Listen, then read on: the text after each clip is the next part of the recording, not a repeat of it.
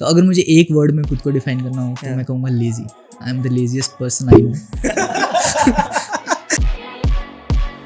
तो मुझे वो इमीडिएटली चीज हिट करती है कि जिन लोगों को फन ढूंढना होता है वो कहीं भी ढूंढ लेते हैं. थिंक मेरी एक्साइटमेंट ऑफ लाइफ जो बनती है वो बनती है एक रूटीन से. I wake up every morning at 5:30 AM. मैं पिछले 1.5 ईयर से every day I wake up at 5:30 AM. मुझे उस चीज की एक्साइटमेंट मिलती है कि एक स्ट्रीक चल रही है मेरी. स्नैपचैट स्ट्रीक से ज्यादा ये स्ट्रीक होनी चाहिए लोगों की लाइफ में. एक्चुअली बहुत ही क्रिंज सा कोट है, history repeats itself. I don't think history repeats itself, but I kind of believe in another quote which says you should learn by reading which other men have struggled their entire lives with. We talk a lot about aliens. अभी तक aliens क्यों नहीं मिले? हमने इतना explore कर लिया universe. मुझे इसमें एक चीज ये बहुत अच्छी लगी जो जेफ हॉकिंस ने बोली. ही सेड इमेजिन करो किसी के घर पे पार्टी है और वो पार्टी शाम को 6 बजे से स्टार्ट हो रही है और 10 बजे तक चल रही है. अब उसमें आप एज अ गेस्ट जाते हो, अब 6 बजे पहुंच जाओ और अब 10 मिनट रुको, पर अब देखो कोई भी नहीं आया यार. तो 10 बजे तक चाहे 50 लोग आ जाएं, हर कोई यही सोचेगा कि कोई भी नहीं आया यहाँ पर, तो कि we are the only civilization. I think एक सजेशन जो मैं सबको देना चाहूँगा जो भी अपना करियर स्टार्ट करते हैं, जो भी कभी भी आप नई कंपनी ज्वाइन करते हो, always be ready to do the grunt work. जो लेबोरियस वर्क है जिसमें आपको टाइम लगेगा, जो और कोई नहीं करना चाहता, always raise your hand to do that work. 5 whys का यूजुअली कॉन्सेप्ट होता है कि if you can answer 5 wise you are clear about it. अगर आप मेरे 5 वाइज का आंसर कर सकते हो कि आपको इस करियर में क्यों जाना है, आपको ये क्यों फील हो रहा है, आपको ऐसे ही क्यों करना है, then I am okay with it कि you have clarity on what you are doing. What is next for Aditya Koshish from here?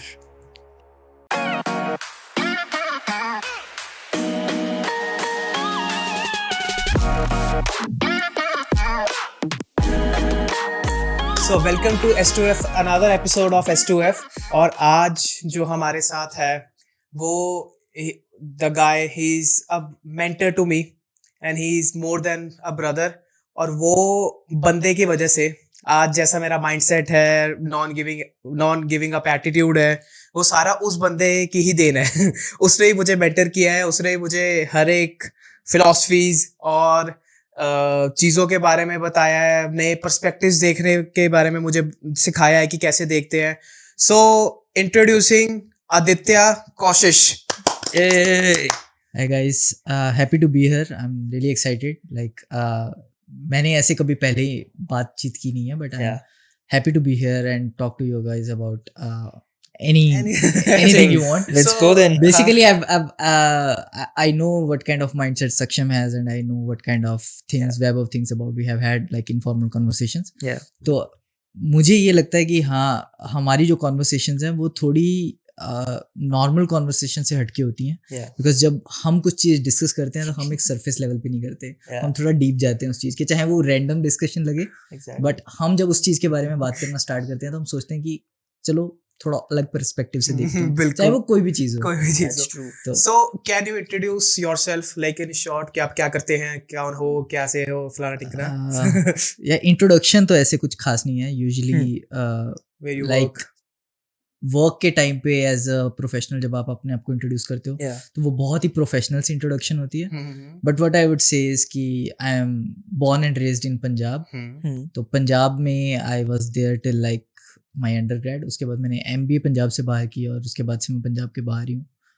और मैं अब जॉब एक SaaS कंपनी में कर रहा हूँ, सॉफ्टवेयर एज अ सर्विस. तो मैं थोड़ा सेल्स साइड पे हूँ, तो मुझे ऑलवेज सेल्स में ही जाना था. बट स्टिल मैं फ्रंट एंड सेल्स में नहीं हूँ, बट मैं स्टिल सेल्स ही कर रहा हूँ kind of. Pre-sales. So pre-sales is kind of supporting sales. So it's technical sales. Okay, आपके technical sales. हाँ, तो मैं I sell technology, but I sell only the technological aspects. कि आपको questions हैं कि ये जो मैं खरीद रहा हूँ ये कैसे काम करेंगी, तो वो चीज़ें मैं आंसर करता हूँ कि ऐसे काम करेंगी, इसमें ये चीज़ें हो सकती हैं, ये नहीं हो सकती. बट जो बंदा लीड कर रहा है वो स्टिल एक सेल्स का बंदा होता है.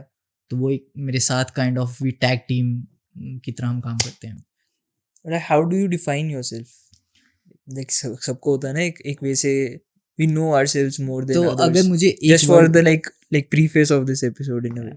तो अगर मुझे एक वर्ड में खुद को डिफाइन करना हो तो मैं कहूँगा lazy. I am the laziest person I know. Start to the podcast. So true. मतलब like Saksham is saying कि so true. He knows me very well. और मेरा फ्रेंड सर्कल भी मुझे जितना जानता है, they can all agree to this कि I am the laziest person. मैं अगर मेरा कोई फ्रेंड सर्कल सोशल गैदरिंग कोई प्लान करता है हम्म, और मुझे पूछता है कि हाँ तू आएगा, तो मेरा पहला रिस्पॉन्स होता है यार सब मेरे घर आ जाओ, मुझे ना कहीं जाना पड़े, तो तुम लोग इधर आ जाओ, हम इधर पार्टी कर लेते हैं, हाँ। पर मैं नहीं आ सकता। और तो- इनके दोस्त ये चीज सोचते हैं कि कितना आदित्य इज सो गुड, हमारे को अपने घर हमेशा बुलाता है, खर्चा नहीं, उठाता है हमारा और ये लाइक यार मैं नहीं जा रहा आई थिंक इस पॉइंट पे वो भी मुझे जानते हैं, तो खर्चा वो भी में थोड़ा half off। पिस ऑफ ही होते हैं कि भाई कभी तो आ जाए अगर। Yeah. तो मैंने अपने बहुत दोस्तों की शादियां भी मिस कर दी हैं just Oh, because of laziness. कि यार कौन जाएगा, अब छोड़ो यार। वो दोस्त देख रहे हैं शायद ये मुझे लगता नहीं है कि जितना गुस्सा वो हो चुके हैं मुझसे वो ये पॉडकास्ट देखेंगे, बट हाँ कि इवन एट वर्क कि अगर मुझे कोई मेरा मैनेजर कोई टास्क देता है तो मेरे दिमाग में पहली चीज़ ये होती है कि what is the easiest way to do this, कि मुझे थोड़ा वो ना करना पड़े। अभी करंट जॉब में it's a bit different, but इससे पहले जो जॉब थी उसके अंदर मैंने काफ़ी सारे एक्सेल्स में ऐसे फार्मूलाज जैसे मैक्रोज बना लिए थे कि जो काम लोगों को लगता था 10-15 मिनट, वो मैं जस्ट 30 सेकंड में हो जाते थे कि मुझे बस एक मैक्रो रन करना होता था। मैंने वो कोड लिख लिया था कि Okay. ये रेगुलर काम है, ये आएगा ही, हाँ, और ये काफ़ी रेपिटेटिव सा है, तो लेट्स रिसर्च अबाउट इट। तो मैंने एक वीकेंड लगा के, सैटरडे संडे लगा के वो मैक्रो लिख दिया और वो ऑटोमेटिक रन कर देता था। बट आई थिंक लेजी होने का फायदे भी होते हैं, like you find the best way to do it. मतलब आप हाँ, बट Obviously.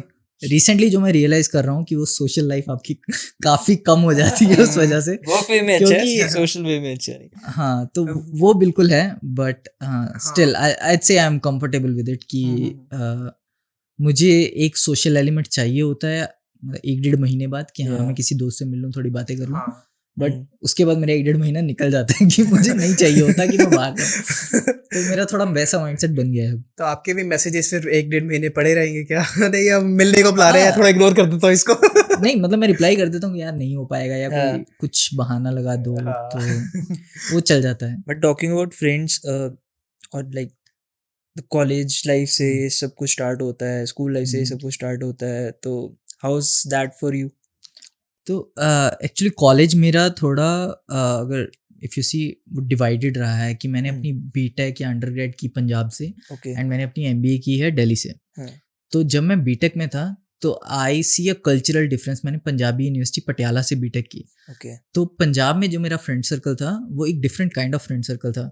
तो हमारी जो फन एक्टिविटीज़ होती थी वो होती थी कि हाँ हम बाइक्स पे शिमला निकल जाते थे पटियाला से। Yeah. मतलब अब सैटरडे संडे ऑफ है, मंडे की छुट्टी आ गई, हम फ्राइडे रात को बाइक्स पे शिमला निकल गए। तो इस तरह की हमारी फन एक्टिविटीज़ होती थी। या हमारी फन एक्टिविटीज़ होती थी, हमें ब्रिज खेलना बहुत पसंद था, हम 3-4 लोगों का Okay. ग्रुप था, तो हम अपने हॉस्टल रूम्स में बैठ के ब्रिज खेलते थे। हम्म, तो ये हमारी फन एक्टिविटीज़ होती थी। हम्म, और एमबीए में अगर मैं देखूँ तो मेरा फ्रेंड सर्कल जो दिल्ली में था, जो इधर का था, हम्म, यहाँ पे थोड़ा कल्चरल नुआंस भी था कि किस तरह से आप चीज़ों को परसीव करोगे। मैंने नोटिस किया कि पंजाबी हर चीज़ में थोड़ा फनी एलिमेंट ढूंढ लेते हैं। आप जितनी भी सीरियस सिचुएशन में हो, कहीं ना कहीं मजाक मिल ही जाएगा आपको। Yeah, true. कि आप एग्जाम में फेल होने वाले हो, या टीचर ने किसी ने आपको पकड़ लिया है Yeah. और आप कॉरिडोर में आपको पनिशमेंट मिलने वाली है, आपको डांट पड़ रही है, एक आधा दोस्त पीछे से ही होगा जो थोड़ा सा उंगली लगा के बोलेगा कि भाई ज्यादा बोल रहा है और हंस पड़ेंगे सारे। और कोई ना कोई हंस पड़ेगा, या वो कोई ऐसा जोक मार देगा कि हाँ। आपको लगेगा कि सीरियस नहीं है इतनी सिचुएशन। Yeah. 3-4 लोग ऐसे होते ही हैं आपके Yeah. फ्रेंड सर्कल में हमेशा। और एमबीए में आके मुझे फील हुआ कि ये थोड़ी डिफरेंट तरह की लाइफ है। यहाँ पे लोग थोड़े एम्बिशियस हैं, लोग कुछ दिल्ली में। दिल्ली में, हाँ, दिल्ली में। तो लोग कुछ अचीव करना चाहते हैं, लोग आगे बढ़ना चाहते हैं लाइफ में। और जो यहाँ पे फन का मतलब है, अगर आप किसी ट्रबल में फंस गए हो, अगर आपको लग रहा है ये सीरियस सिचुएशन है, तो लोग एक्चुअल सीरियस हैं, वो प्रॉब्लम सॉल्विंग की तरफ जाएंगे, वो Yeah. उसको लाइटली नहीं लेंगे। पर्सपेक्टिव्स डिफरेंट है दोनों। एग्जैक्टली तो ये थोड़ा कल्चरल एलिमेंट है या सोशल एलिमेंट है। बट मैंने देखा है कि पंजाब में लोग लाइफ को इतना सीरियसली नहीं लेते हैं। ओके। एटलीस्ट मेरी कॉलेज लाइफ में लोग बहुत ही सीरियस सिचुएशन में मैंने देखा है कि ऐसे ऐसे जोक मार जाते थे कि लगता था कि भाई थोड़ा तो सोच Yeah. कि कहाँ पे है तू, कोई क्या गलती हो हो सकता गया, है हो तेरे गया। साथ, कि जो हो गया देखी जाएगी। तो वैसा एटीट्यूड था थोड़ा। तो आपको लगता है भैया जैसे कि आप पंजाब साइड पे और दिल्ली साइड पे, जैसे आपने एमबीए किया यहाँ से एंड आप अंडरग्रेड किया पंजाब से, तो ईगोस का डिफरेंस भी होता है कि ईगो हाँ। बहुत जल्दी मैंने सुना है कि पंजाबीज की ईगो बहुत जल्दी हर्ट हो जाती है, तो ऐसा भी आपको कुछ जाके फील हुआ? हाँ, मुझे कहीं ना कहीं ऐसा ज़रूर फील हुआ है कि ग्रोइंग अप इन पंजाब कहीं ना कहीं ये चीज़ होती थी कि किसी ने आपको थोड़ी सी कोई चीज़ ऐसे बोल दी जो आपकी ईगो हर्ट कर गई या आप अपने प्राइड पे ले गए, तो बहुत जल्दी फिजिकल अल्टरेशंस पे चीज़ें आ जाती थी। Yeah.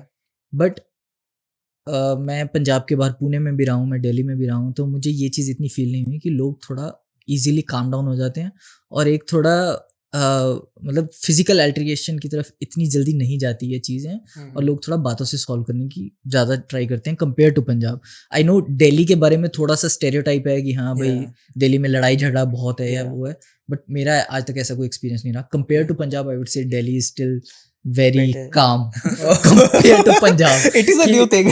पंजाब में तो छोटी छोटी बातों पे ऐसा होता था कि भाई बाहर मिल। मैं फोन कर दिया है, मेरे फ्रेंड्स आ रहे हैं, तो बाहर मिल। तो दिल्ली में मुझे कभी ऐसा मैंने सीन फेस नहीं किया। बट डू यू फील कि जैसे ये जो living in like Pune, living in Punjab, living in Delhi, आपको वो ट्रेड्स जो होते हैं आप पिक कर लेते हो कि या ऑलवेज इन लाइफ आपको सीरियस भी नहीं होना, ऑलवेज इन लाइफ आपको फनी भी नहीं होना, आपको कुछ एम्बिशियस भी करना है, तो वो सारे मिक्स ऑफ लाइफ आपकी ट्रेड्स में ऐड ऑन होते रहते हैं? आई थिंक कहीं ना कहीं ज़रूर होते हैं, आपके जैसे एक्सपीरियंस रहते हैं, आप Yeah. जैसे लोगों से मिलते हो, कहीं ना कहीं आप इवॉल्व होते रहते हो। बट जो बेस्ट चीज़ मैंने अपनी लाइफ में देखी है, ये काइंड ऑफ शॉर्ट स्टोरी है। तो जब मैं 11th क्लास में था, हमारी स्कूल की तरफ से एक ट्रिप गया था। तो चंडीगढ़ में एक थोड़ा अम्यूजमेंट पार्क है फन सिटी नाम से। Yeah. तो हम सबका गया। हमारा स्कूल का ट्रिप वहाँ गया और पूरी क्लास वहाँ पे थी। और हमारा ना स्कूल के जो एडमिनिस्ट्रेशन थी उन्होंने ऐसे डिवाइड किया था कि फन सिटी के 2 एलिमेंट्स हैं, एक है वाटर पार्क और एक है जहाँ पे आप Yeah. अम्यूजमेंट पार्क है, Amusement बेसिकली राइड्स हैं। और जो अम्यूजमेंट पार्क वाला एरिया है ना, वो बहुत ही उस टाइम पे एटलीस्ट जब मैं 2011 में गया था, तो वो बहुत ही ऐसे डाउन लो, बहुत राइड्स कुछ अच्छी नहीं है या मतलब बहुत ही बेकार से एक्सपीरियंस था। तो उन्होंने क्या किया, गर्ल्स और बॉयज़ का ग्रुप्स डिवाइड कर दिए कि गर्ल्स सारी एक तरफ, बॉयज़ एक तरफ। गर्ल्स पहले वाटर पार्क में चली गई और बॉयज़ सारे अम्यूजमेंट पार्क में। अच्छा। और उन्होंने बोला कि 3 घंटे बाद इंटरचेंज कर देंगे। Yeah. तो हमारा फर्स्ट जो 3 घंटे थे उस ट्रिप के, वो थे अम्यूजमेंट पार्क में, और अम्यूजमेंट पार्क में लिटरली कुछ नहीं था। तो by the end of the 3rd hour मेरा ऐसे था कि भाई ये पैसे वेस्ट हो गए हैं जो हमने ट्रिप के पैसे दिए, इससे अच्छा तो ना ही आते कि Yeah. कितना बोर हो रहे हैं, कुछ है ही नहीं यहाँ पे करने को। 3 या 4 राइड्स थी वहाँ पर और बस लोग ऐसे बैठे थे। और इतने में मैंने अपने एक फ्रेंड को देखा जो हर राइड पे जा रहा था, हर राइड पे फोटोज क्लिक कर रहा था। एक राइड उसने 3-3 बार ले ली थी। Oh, क्या बात। और वो रैंडम लोगों से, जो फैमिलीज वहाँ पे आई हुई थी, उनसे जाके बातें कर रहा था, उनसे फोटोज क्लिक कर रहा था और उसने पूरा एंजॉय किया वो 3 Wow. घंटे रैंडमली। उसके बाद हमें वाटर पार्क में शिफ्ट कर दिया, गर्ल्स को अम्यूजमेंट पार्क में कर दिया। तो वाटर पार्क में अच्छी राइड्स थी, वो हमने सबने एंजॉय किया।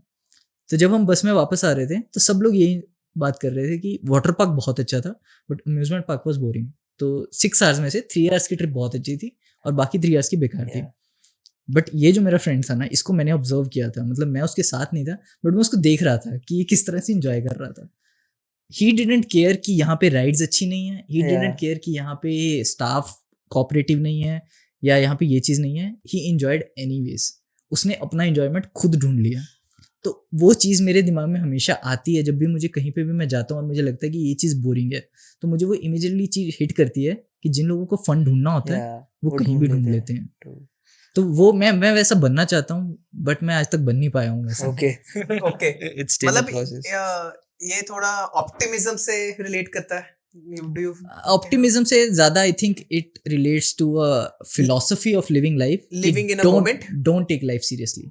ओके कि ठीक है आप जिस भी एडवर्स कंडीशन में हो, कि ये जिस मैं फ्रेंड की बात कर रहा हूँ ये ऐसा ही था, ही उसने कभी भी कोई चीज़ सीरियसली ली ही नहीं। कि आप किसी भी चीज़ में हो कि उसने मजाक में टाल दी कि हाँ ठीक है देखी जाएगी। तो ये पंजाबीज का थोड़ा एटीट्यूड भी मैंने ऑब्जर्व किया और ये थोड़ा एक्सेप्शनली केस था। बट आई थिंक इससे स्ट्रेस भी थोड़ा कम होता है ना, लाइक स्ट्रेस आपको हर एक चीज का हो रहा है कि यार ओ ये भी करना है ये भी करना है, बट कि हाँ ठीक है यार मतलब एक मतलब फ्रेज है जो आपको चीजें नॉर्मलाइज कर देता है और हाँ ओके यार व्हाट इज एक पॉइंट तक ही चीजें आपके कंट्रोल में है, Yeah. उसके बाद आप नहीं कर सकते। Exactly. बट मैं थोड़ा वैसा हूँ नहीं। हाँ. मुझे कुछ एक्चुअली ग्रोइंग अप ऑल्सो और एडल्ट एज में भी आके मेरा कुछ माइंडसेट ऐसा बन गया है कि मैं चीज़ों को थोड़ा एज अ आगे देखना स्टार्ट करता हूँ। कि इवन बहुत ही सिंपल एग्जांपल मान लो कि अगर हमें कहीं पे ट्रैवल करना है, हमें कभी वेकेशन पे जाना है, तो वेकेशन पे अगर हमें कल जाना है तो आज रात को मेरे दिमाग में काइंड ऑफ सिमुलेशन चल रहा होगा कि सुबह हम उठेंगे, कैब बुक करनी है, कैब बुक करने में ये इश्यूज आ सकते हैं, हो सकता है कैब ना टाइम पे मिले, तो उबर और ओला 2 बुक करनी है। एयरपोर्ट पे जाके ये दिक्कत आ सकती, तो वो पूरी सिमुलेशन एक Yeah. तरह से माइंड में चल जाएगी, और वो simulation kind of helps in a way कि आपको जो जो प्रॉब्लम्स आ सकती हैं आप पहले ही सोच लेते हो, planning and but in a way it is very exhausting, इसीलिए मैं ज़्यादा ट्रैवल नहीं करता, क्योंकि ओह मेरा माइंडसेट वैसा बन गया कि मैं पहले ही सोचना स्टार्ट कर देता हूँ कि ये होगा, उसके बाद ये हो वो सकता इतना है, एग्जॉस्टिंग हो तो जाता है. वो एग्जॉस्टिंग हो जाता है, तो मुझे ट्रैवल एग्जॉस्टिंग लगता है कि कैब ना मिली, एयरपोर्ट पे लाइन लंबी हुई, मुझे कितनी पहले जाना चाहिए, हम्म, इमिग्रेशन पे लाइन लंबी हो सकती है, काउंटर पे लाइन लंबी हो सकती है, जब मैं वहाँ ट्रैवल करूंगा, जब मैं जहाँ पे भी मेरी डेस्टिनेशन है वहाँ मुझे कैब ना मिली, yeah. होटल में जाके मुझे ये चाहिए होगा, वो चाहिए, तो वो पहले ही एक जो सिमुलेशन रन हो जाती है ना माइंड में, फन से ज्यादा एग्जॉस्शन. एग्जैक्टली वो ही हो जाता है, वो exhaustion, same happens in my social Yeah. Life. अब मेरे दोस्त कह रहे हैं कि हाँ भाई हम गुड़गांव में सोशल में मिल रहे हैं, आजा, हम्म, तो मेरे दिमाग में इमीडिएटली चलेगा कि यहाँ से कैब बुक करूंगा, मेट्रो 2 घंटे की कैब, yeah. 2 घंटे बाद मैं सोशल जाके Yeah. पहुंचूंगा, और सोशल पहुंचेंगे, ड्रिंक्स करेंगे, मुझे पता है कि हाँ हमारी बातें ऐसी, अब पता है आपका फ्रेंड सर्कल Yeah, कैसे yeah, बातें yeah. स्टार्ट करेगा, 3-4 बातों के बाद वो बातें स्टार्ट होंगी उसके बाद ये बातें होगी, वो बातें होगी, तो वो पहले ही सब कुछ रन हो जाता है माइंड में, फिर लगता है कि कर तो लिया ये एक्सपीरियंस कि अब क्यों जाना है, करना ही क्यों है? एग्जैक्टली कि अब क्यों जाना है, अब हो तो गया ये तो फिर वो होता है कि यार मना कर देते हैं तो ये kind of I think is a very very big drawback for me कि इस वजह से I have alienated a lot of people, not that I regret any of it, Yeah. But still I feel कि may be ऐसा नहीं करना चाहिए but था। काफी सेल्फ अवेयरनेस है ना कि दिस हैपेंस टू मी, और और ये आई एम हाँ। सरप्राइज टू नो दिस कि Yeah. ऐसे, ये तो बेसिकली आई फील कि ये बिगेस्ट प्रॉब्लम है आपके साथ, हाँ, I think- विल यू मतलब ऐसे डिफाइन करोगे आप इसको? I think this is the biggest problem I have, और मैंने जितना इस चीज़ के ऊपर रिसर्च किया है मुझे इतना पता लगा है कि काइंड ऑफ जब आप इस तरह की सिमुलेशंस अपने माइंड में रन करते हो तो जिस तरह के न्यूरॉन्स एक्टिवेट होते हैं, जिस तरह के आपका ब्रेन वर्क करता है, Yeah. It is very similar to having a real experience.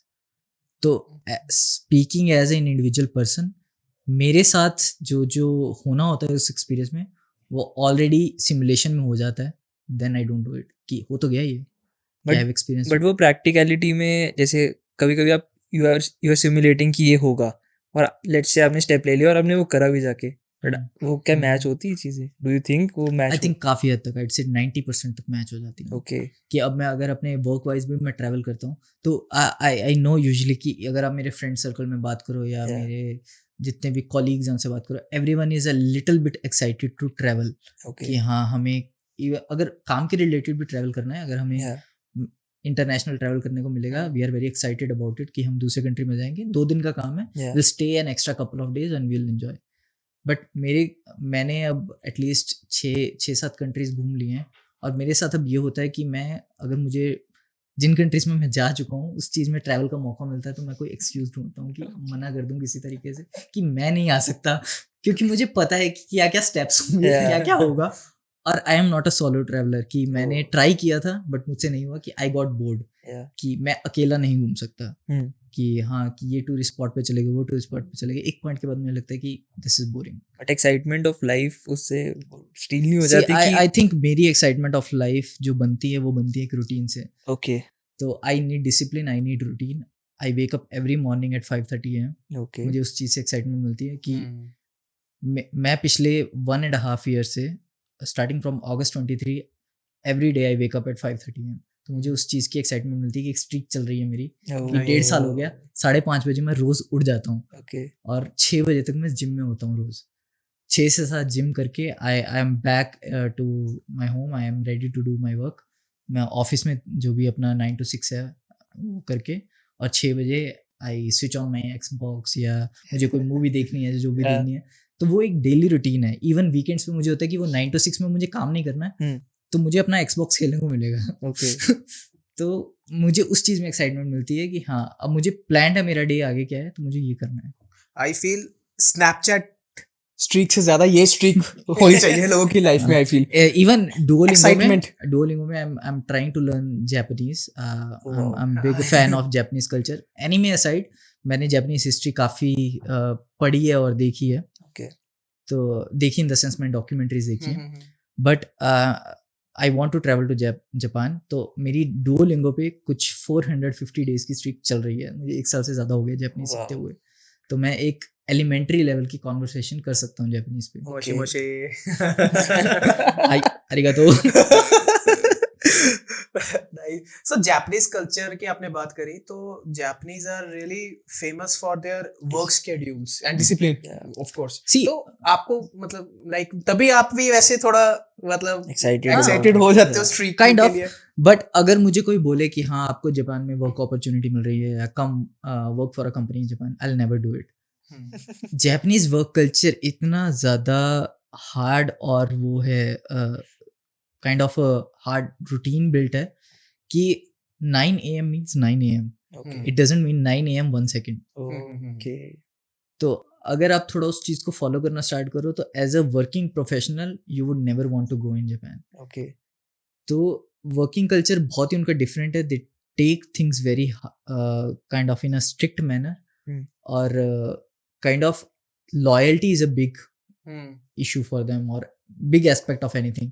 So Japanese culture में क्या होता है, आप यूनिवर्सिटी से हायर होते हो एंड जिस भी कंपनी में आप हायर हुए हो you spend your entire career there. You Yeah. Don't switch. Don't switch. ये फैक्ट है Yeah. This is a fact. What happens is Oh. जो लार्ज एमएनसी जैसे सोनी हो गई, हाँ. टोयोटा हो गई, they have global kind of basis. तो ये एमएनसी कल्चर थोड़ा आ जाता है. उनके यूएस में भी ऑफिसेज है ये वो, तो वहाँ लोग स्विच कर जाते हैं. बट जो ट्रेडिशनल जापानीज कंपनीज हैं दे डोंट स्विच. Oh. वो आप यूनिवर्सिटी से कहीं पे हायर होते हो और आप वहीं पे जॉब करते हो. तो आप अगर इकोनॉमिक पर्सपेक्टिव से भी जापान का थोड़ा देखना स्टार्ट करो तो कुछ कुछ चीज़ें ऐसी आपको दिखेंगी कि 1-2 साल ऐसे हुए थे जहाँ यूनिवर्सिटी ग्रेजुएट्स हायर नहीं हुए और कंपनीज ने हायरिंग नहीं की यूनिवर्सिटी से जाके. तो वो जो यूनिवर्सिटी ग्रेजुएट थे, I forgot the term, there is एक स्पेशल टर्म यूज़ की जाती है. जो लोग क्लोज्ड अपने वो बन जाते हैं काइंड ऑफ हाउस होल्ड में क्लोज्ड इन ह्यूमन बींग्स बन जाते हैं. They don't go out. वो अपने रूम में ही रहते हैं और रूम में ही बनते हैं. आई थिंक हितानोमोरी ऐसे कुछ करके टर्म्स हैं. रूम में ही रहते हैं और रूम में हाँ. ही मत they just stay in their room. They don't अच्छा. go to, they don't interact with the outside world.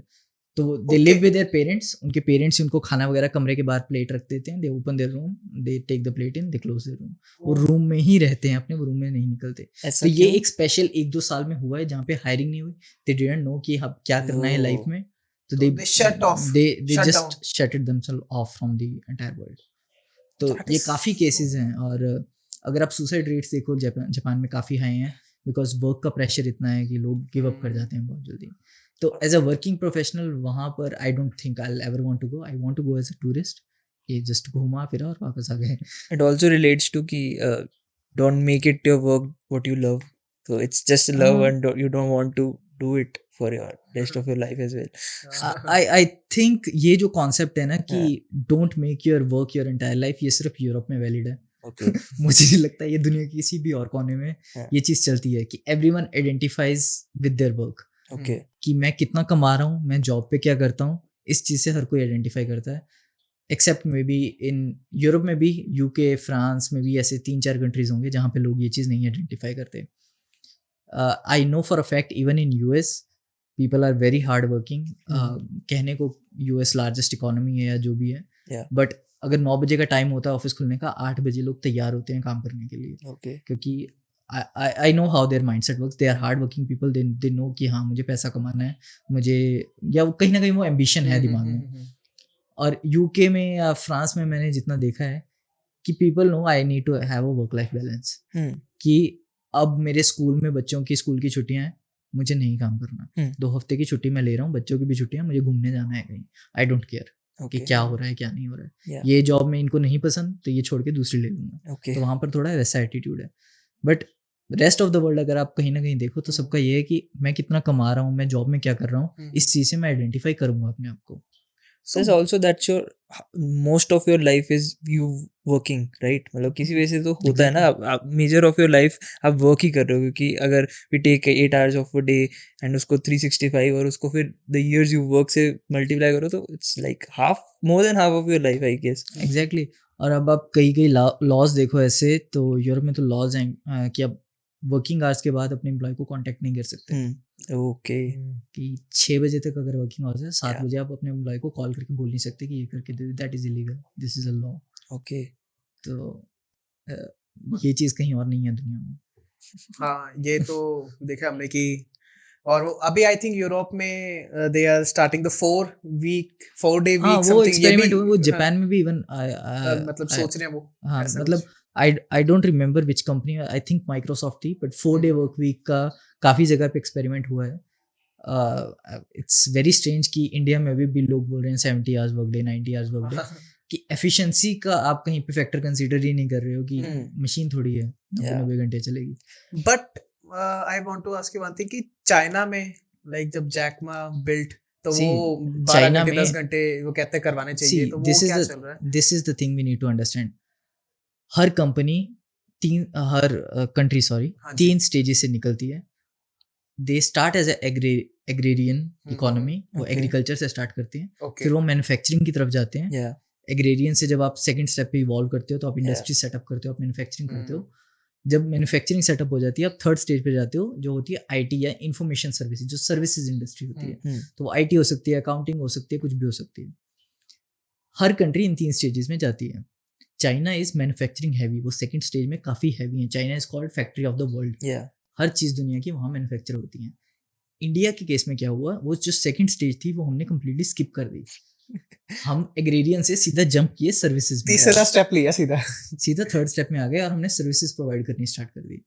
तो इसीलिए वो थोड़ा इम्बैलेंस आया है कि China is a larger economy than us, because हमने मैन्युफैक्चरिंग पे फोकस ही नहीं किया, हम सर्विसेज की तरफ मूव हो गए. तो China is that manufacturing heavy, तो ब्लू कॉलर वर्कफोर्स उनकी हैवी है, उनके वहाँ पे ज़्यादा एम्प्लॉयमेंट है, तो लोग ज़्यादा काम वहाँ पे उस सेंस में करते हैं. मे बी वो ऑटोमेशन को नहीं ज़्यादा इतना अभी आई थिंक इनिशिएटिव ले रहे हैं. आई एम नॉट श्योर अबाउट क्या हो रहा है चाइना में, बट ब्लू कॉलर वर्कफोर्स वहाँ पे ज़्यादा इसीलिए इम्प्लॉयबल है क्योंकि वो मैन्युफैक्चरिंग हैवी है.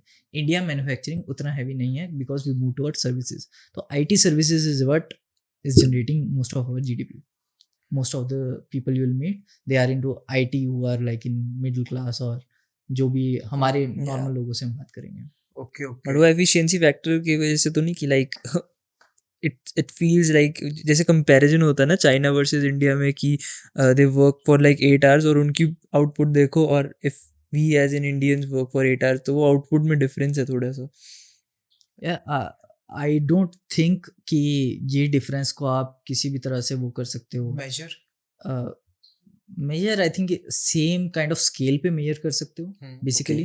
कि एक ब्लू कॉलर वर्कफोर्स और एक वाइट कॉलर वर्कफोर्स को आप सेम पैरामीटर से, उनकी बेसिकली वर्किंग आवर्स की बजाय आप उनकी आउटपुट क्या है वो Okay. आपको मेजर करनी चाहिए. कि कितना वो आउटपुट दे पा रहे हैं, कितना पर एम्प्लॉय रेवेन्यू कितना जनरेट हो रहा है, या तो आप वो कंसिडर करो ना. Yeah. तो आई थिंक पर एम्प्लॉय अगर आप प्रॉपरली एक इंडस्ट्री ही कंपेयर कर रहे हो, अगर आप मैन्युफैक्चरिंग इंडस्ट्री को IT सर्विसेज से पर आवर पर एम्प्लॉय कितना रेवेन्यू जनरेट हो रहा है तो IT सर्विसेज का ज़्यादा ही होगा. Okay. But it's still that कि China is a larger economy, उनका मैन्युफैक्चरिंग मच बेटर एस्टेब्लिश्ड है, they are much larger economy. और उन्होंने कुछ इनिशिएटिव्स ऐसे लिए 80s 90s में कि वो ज़्यादा आगे निकल गए. You are so much into history कि आप मतलब हर एक चीज आप यू आर लाइक फैक्ट्स कि भाई चाइना में ऐसे है, जापानीज में ऐसे बताया इसको. तो ये आपका इंटरेस्ट था हिस्ट्री पढ़ना हमेशा से कि अभी आपने ये नया डेवलप किया समथिंग लाइक दिस? नहीं, सी जो economic perspective say whatever I just said, I am sure कि एक प्रोफेशनल इकोनॉमिस्ट बहुत कुछ चैलेंज कर सकता है जो कुछ भी मैंने अभी उसमें बोला. कि this is just a point of opinion कि Yeah. जो It's कुछ a भी personal मैंने opinion. पढ़ा है उस हिसाब से, मेरे हिसाब से ये है, ये जस्ट एक मेरा ओपिनियन है. बट हाँ, एक हिस्ट्री पर्सपेक्टिव से कि अगर हम थोड़ा और पीछे जाएं तो मेरा थोड़ा इंटरेस्ट रहा है हिस्ट्री में, not just in Indian history. Like I said कि I have always been impressed by Japan. तो जापानीज हिस्ट्री में अगर आप देखो तो Japan was closed off from the world for a very long time. India में East India company आई, कुछ प्रोविंसेस ऐसे थे जिनके रूलर्स ने अलाउ कर दिया कि हाँ आप लोग आ जाओ, आप ट्रेड करो. जापान एज अ कंट्री उन्होंने कभी किसी को अलाउ नहीं किया कि नहीं, हमें बाहर की दुनिया से ट्रेड ही नहीं करना. जापान जापान है, जापान जापान ही रहेगा. तो अगर आप इनका एक एडो पीरियड बोलते हैं जो वॉरिंग एराज था यहाँ, जहाँ पे वॉरलॉर्ड्स बहुत ज़्यादा थे, जहाँ पे आपस में लड़ाई हुई. तो एक कुछ 60-70 ईयर्स का टाइम पीरियड ऐसा था जब पूरा जापान आपस में लड़ाई कर रहा था, सिविल वॉर्स चल रही थी.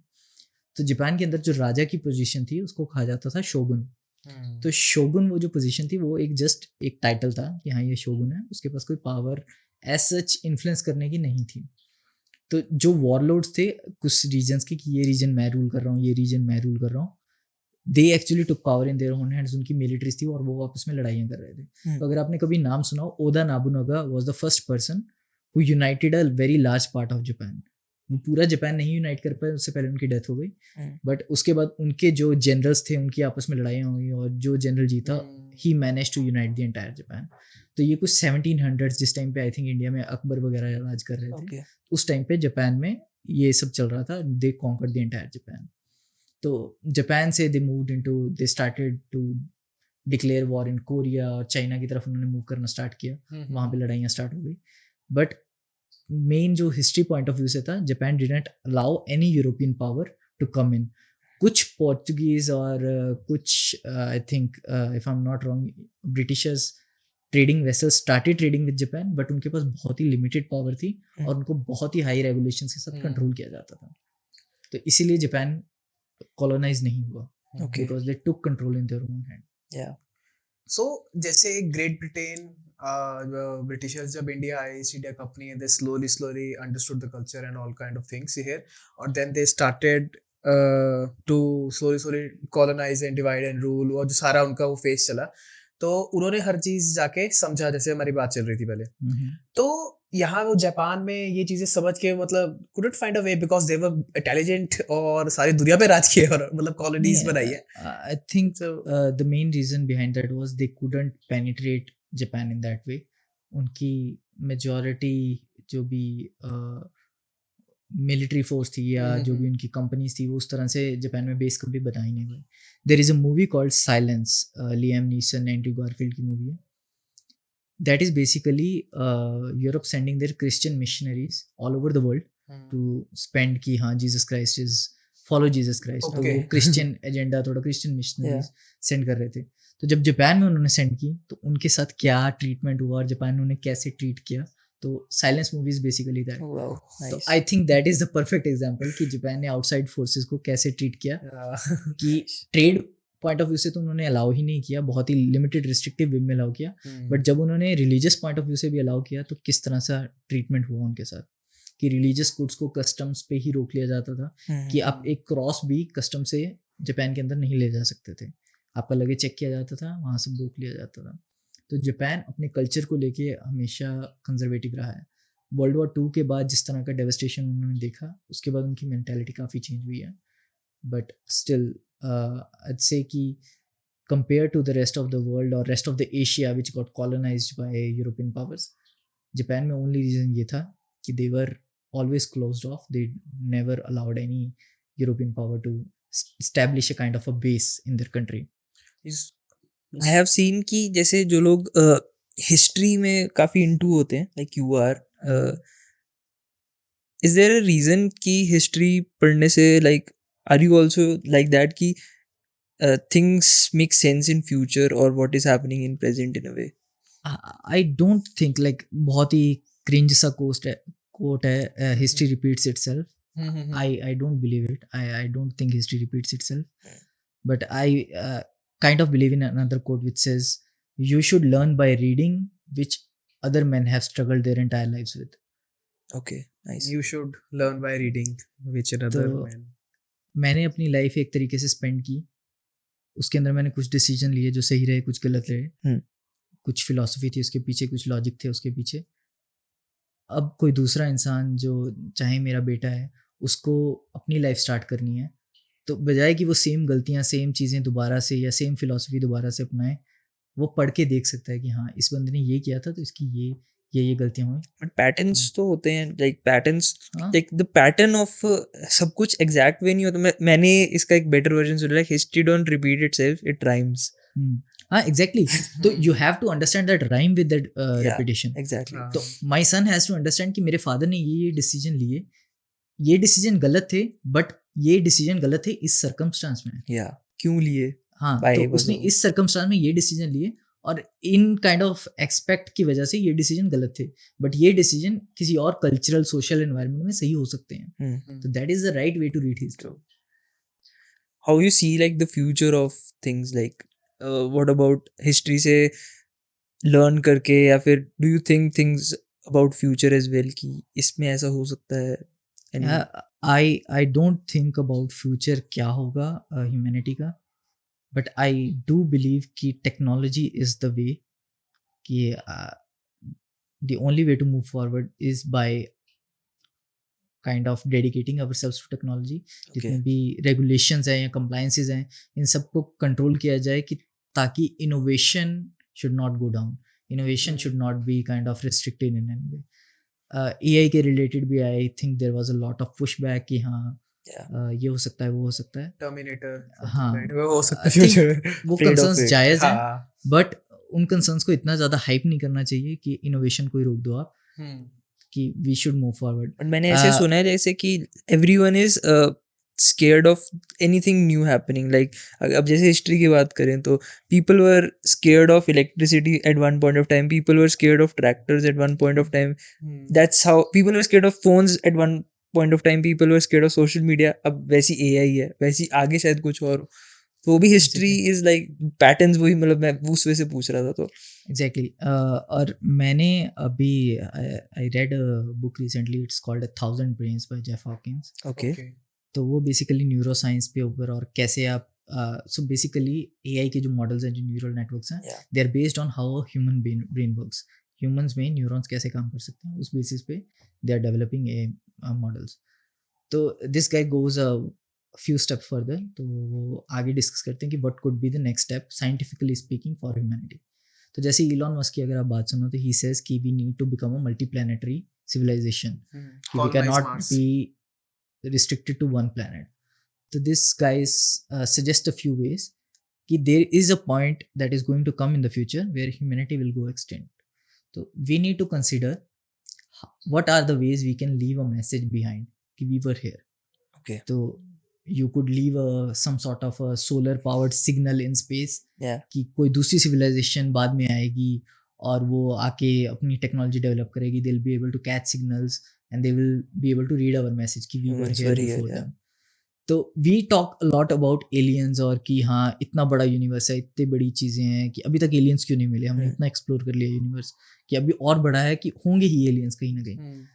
तो मुझे इसमें एक चीज़ ये बहुत अच्छी लगी जो जेफ हॉकिंस ने बोली. ही सेड कि इमेजिन करो किसी के घर पे पार्टी है और वो पार्टी शाम को 6 बजे से स्टार्ट हो रही है और 10 बजे तक चल रही है, तो 4 घंटे की पार्टी है.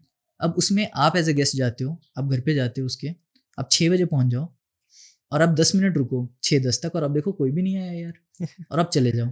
अब जो बंदा 6:15 पे आएगा वो भी आके 10 मिनट रुकेगा, कोई भी नहीं आया यार, और वो भी चला जाएगा. तो 10 बजे तक चाहे 50 लोग आ जाएं, हर कोई यही सोचेगा कि कोई भी नहीं आया यहाँ पर, तो कि we are the only civilization. तो यूनिवर्स का लाइफ स्पैन ही इतना बड़ा है कि we are here only for 10 minutes. और अगर हमें 10 मिनट्स में कोई नहीं मिला तो दैट डजंट जस्टिफाई कि कोई और था ही नहीं यहाँ पे. एक पैराडॉक्स है, I guess you should be knowing about it. I guess it's Fermi paradox करके. तो इट्स अबाउट कि we will reach a point, people think we will reach a point जहाँ पे हम अपनी अर्थ के अंदर इतने ट्रैप्ड हो जाएंगे कि we won't care about aliens, we won't care about space, क्योंकि वो टेक्नोलॉजिकली जैसे वर्चुअल रियलिटी है, वो हम इतना अर्थ के अंदर उसको बिल्ड कर लेंगे कि we won't care about what is happening in space. That could be, but see अभी भी लोगों का काफ़ी ऐसा पर्सपेक्टिव होता है कि इंडिया में भी अगर हम बात करें, लोग कहते हैं कि इसरो को इतना हमारा टैक्स का पैसा जा रहा है कि स्पेसशिप्स भेज रहे हैं, मंगलयान भेज रहे हैं, चंद्रयान भेज रहे हैं, कि क्यों भेज रहे हैं, हमारा टैक्स का पैसा बर्बाद हो रहा है. बट द थिंग इज, और ये again I am quoting Neil deGrasse Tyson here. Okay. तो उन्होंने किसी इंटरव्यू में ये बोला था कि इमेजिन करो कि हम अभी भी आज से कुछ 2-3 लाख साल पहले हैं और अभी हम केव्स में रह रहे हैं. तो एक केव का कोई कबीला है, कोई ट्राइब है जो एक केव में पर्टिकुलर रह रही है, और उस केव में काफ़ी प्रॉब्लम्स हैं. उस केव में रिसोर्सेज नहीं है, मेडिसिन नहीं है, और काफ़ी लोग मर रहे हैं और प्रॉपर वो सर्वाइव नहीं कर पा रहे हैं. तो कुछ 2-3 लोग उठते हैं उस केव में ट्राइब के, और वो कहते हैं कि हम बाहर जाते हैं, हम बाहर जाके एक्सप्लोर करते हैं और हम कुछ रिसोर्सेज ढूंढेंगे, हम खाने का सामान लाएंगे, मेडिसिन लाएंगे, ताकि जो लोग अंदर हैं वो सर्वाइव कर पाएँ. अब जो ट्राइब का लीडर है वो कहता है कि नहीं, हमारे पास वैसी रिसोर्सेज कम है, केव के अंदर इतना कुछ है, इतने लोगों को संभालने के लिए, और तुम बाहर जाके एक्सप्लोर करना चाहते हो. अगर वो ट्राइब इस मेंटालिटी से चले तो वो क्या सर्वाइव कर सकती है? नो. अनलेस एंड अनटिल वो 2-3 लोग बाहर जाएं, बाहर जाके देखें कि क्या खाने के कोई और सोर्सेज हैं, क्या कोई मेडिसिन के और सोर्सेज हैं, क्या पानी के कोई और सोर्सेज हैं, वो ट्राइब नहीं सर्वाइव कर पाएगी. तो how can we sitting at a bit larger level within a planet can say कि नहीं, हमें बाहर नहीं जाना है, हमें बाहर जाके एक्सप्लोर नहीं करना है, हमें सॉल्यूशंस नहीं देखने. Can we survive? बट वही है ना कि what is what are we like now lacking in उस सेंस में देखा जाए तो कि अब वैसे we have food, we have technology, मतलब we are going good in a way, एक सेंस में तो सही चल रहा है सब कुछ. सही चल रहा है, बट अगेन क्लाइमेट चेंज के पर्सपेक्टिव से आप देखो, Yeah, that our makes sense. planet is not going to survive if we keep moving at this rate. Yeah. Or again, let's say asteroid is moving toward Earth, or a black hole is moving towards Earth gets consumed. Humanity has to survive at a species level. Because of that, we need to become an interplanetary species. We have to go out and You explore. have to take risks. Exactly. You have to take risks. So everything जैसे Elon says about it, or colonize Mars and we need it. So I think you are full into it कि we need to do it. I'm हमको करना ही absolutely. पड़ेगा क्योंकि like as an interstellar movie also we have watched, तो उसके अंदर भी वो concepts है. तो do you think कि वैसे concepts मतलब match करते हैं या you know? I'm absolutely in favor of technology moving forward. चाहे वो any kind of technology, चाहे वो आगे जाके पता लगे कि this didn't work out or we shouldn't have built it, I'm still in favor of it. We should build it. कि maybe 10 years later we realize कि हाँ हमें ये नहीं बनाना चाहिए था, Yeah. हाँ. but unless and until we build it 10 साल बाद हमें वो नहीं realize होगा. तो पहले बनाओ तो सही उसको. एक बार देखो तो सी पहले उसको. Exactly. हाँ, मतलब एक्सपीरियंस करके ही पता लगेगा उस चीज़ का. Exactly. से कि Bringing you back to what Aditya Koshish is, like forgetting about space and all, how's like work and career and how it has shaped you in what you are? See, I started my career in software engineering. I was a systems engineer at Infosys. So, system engineering is kind of a role where you're supporting a system. You are not exactly building anything. So, basically, I was in there was a Oracle tool. तो Okay. मेरा Oracle. my job was कि जो भी customer है उसको support करो, build करो, whatever they need, उनकी रिक्वायरमेंट्स समझो और जो भी उन्हें चाहिए वो बना दो. I hated that role. मैंने 6 महीने की उन्होंने ट्रेनिंग दी, उसके बाद 1 साल की वो जॉब थी. हाँ. और पहले 3 महीने में मुझे समझ लग गया था कि this is not what I want to do. Since Infosys signs service agreement, तो वो 6 महीने की ट्रेनिंग जो आपको देते हैं, they invest a lot in you. तो आप वो 6 महीने की ट्रेनिंग बाद बोल नहीं सकते कि मुझे ये नहीं करना, Okay. Because they have invested a Yeah. Lot of money in you. तो आपको 1 साल तक वो जॉब करनी पड़ती है उसके बाद, just to pay them back. तो 1 साल तक I did that job and I think that was the most miserable period of my life. Every day I hated going to work, but still I would say I learned a lot कि just coding perspective से, programming perspective से I still needed to do a lot of stuff. तो I learned a lot. But as soon as my service period was off, I resigned the next day. Okay. So I got off. I thought maybe this is not what I want to do. Maybe I should explore. So when I was doing my BTech, मुझे तब realize हुआ था I wouldn't say realize, but still मैंने कुछ books ऐसी पढ़ी थी, कुछ मैं ऐसे लोगों से मिला था जिनसे मुझे feel हुआ था कि sales is something जो हर किसी को करनी चाहिए. Okay. कि हमें लगता है कि सेल्स वाला जो बंदा है वो डोर टू डोर जाके मिन्नतें कर रहा है कि मेरा प्रोडक्ट ले लो, या वो लोगों को बस बेवकूफ बना रहा है, स्कैम कर रहा है कि हाँ ये करना है, वो करना है, ये ले लो, वो ले लो. But unless and until you have selling skills, आप लाइफ में आगे नहीं जा सकते. Okay. अगर आप कोई प्रोडक्ट नहीं बेच रहे हो तो आप अपनी सर्विसेज तो बेच ही रहे हो. एटलीस्ट जॉब में तो आप जॉब इंटरव्यू देते हो, आप अपने आप को सेल ही कर रहे हो कि हाँ I am the right person for this job. तो सेल्स हर किसी को सीखनी चाहिए. तो I always wanted to go in sales. तो जब मैंने इन्फोसिस में जॉब छोड़ी तो I spoke to a lot of my friends and they told me कि एमबीए कर ले, एंड एमबीए के बाद you will be able to kind of understand and go into sales at a decent level. वो door to door sales नहीं होंगी, but it will be decent sales. So that's when I decided to move into MBA. Okay. So, like basically sales as a skill, और you developed it, या you were like कि मैं जाऊँगा अंदर और मेरे को लगता है कि ये स्किल मेरे में है तो मैं बात कर पाऊँगा, कम्युनिकेट कर पाऊँगा, या you practiced it, या कुछ as a skill मतलब कैसे develop हुआ, या पहला एक्सपीरियंस कैसा था आपका? Yeah, I don't think I still have developed the skills. I think मेरा manager, if you talk to my manager, he will say कि Aditya has still a lot to learn on how to sell. Okay. Because sales में ना, you don't sell the product, you sell the value. Okay. तो that is something I realized very recently, कि अगर मैं आपको product बेचना start करूं कि हाँ इस प्रोडक्ट में ये बहुत अच्छा है, ये बहुत अच्छा है, कि आपने Wolf of the Wall Street अगर देखी है, तो अगर मैं पेन की प्रॉपर्टीज बतानी स्टार्ट करूं कि ये पेन की निब बहुत अच्छी है, ये ब्रेक नहीं होगी, इसकी इंक फ्लो ऐसा है, ये you will not be very interested. हाँ। बट अगर मैं उसकी वैल्यू सेल करूँ, जैसे मूवी में था, give me your number, I don't Yeah. Have a pen, this is This is a pen. Exactly. तो वो वैल्यू जो आपको सेल करनी होती है ना, मूवी में देख के बहुत अच्छा लगता है कि हाँ भाई ये तो सिंपल सी ये तो चीज़ थी, बाय रियल हाथ का लाइफ खेल में है। इसको इम्प्लीमेंट करना बहुत ही टफ है। तो मैंने वो अभी तक आई डोंट थिंक मैंने अभी तक सीखा है। I want to learn that, but मैं लाइक आई सेड कि मैं फ्रंट एंड सेल्स रोल में नहीं हूँ, I am in a pre sales role. Okay. तो मैं सेल्स वाले पर्सन को सपोर्ट करता हूँ, I am as a Helping kind of hand uh to technical support to a assistant. Sales guy. Okay. So I still need to be on customer calls. I still need to explain them technology and how that technology will bring value. But still, I'm not completely in control of the entire deal.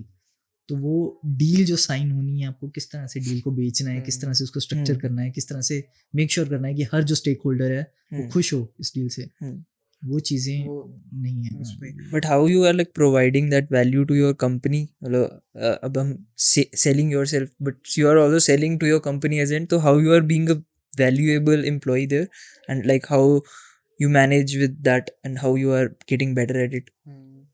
I think एक suggestion जो मैं सबको देना चाहूँगा, जो भी अपना career start करते हैं, जो भी कभी भी आप नई कंपनी ज्वाइन करते हो, Yeah. Always be ready to do the grunt work. Okay. जो लेबोरियस वर्क है, जिसमें आपको टाइम लगेगा, जो और कोई नहीं करना चाहता, always raise your hand to do that work. Okay. क्योंकि पहली चीज़ तो उस चीज़ से ये होगी कि जब आप वो चीज़ करोगे ना, हाँ. तो आपको कंपनी के बारे में बहुत चीज़ें पता लगेंगी, क्योंकि वो लेबोरियस वर्क है। आपको एक्चुअली उस चीज़ को करने में मेहनत लगेगी, आपको टाइम लगेगा, तो आप समझोगे चीज़ों को।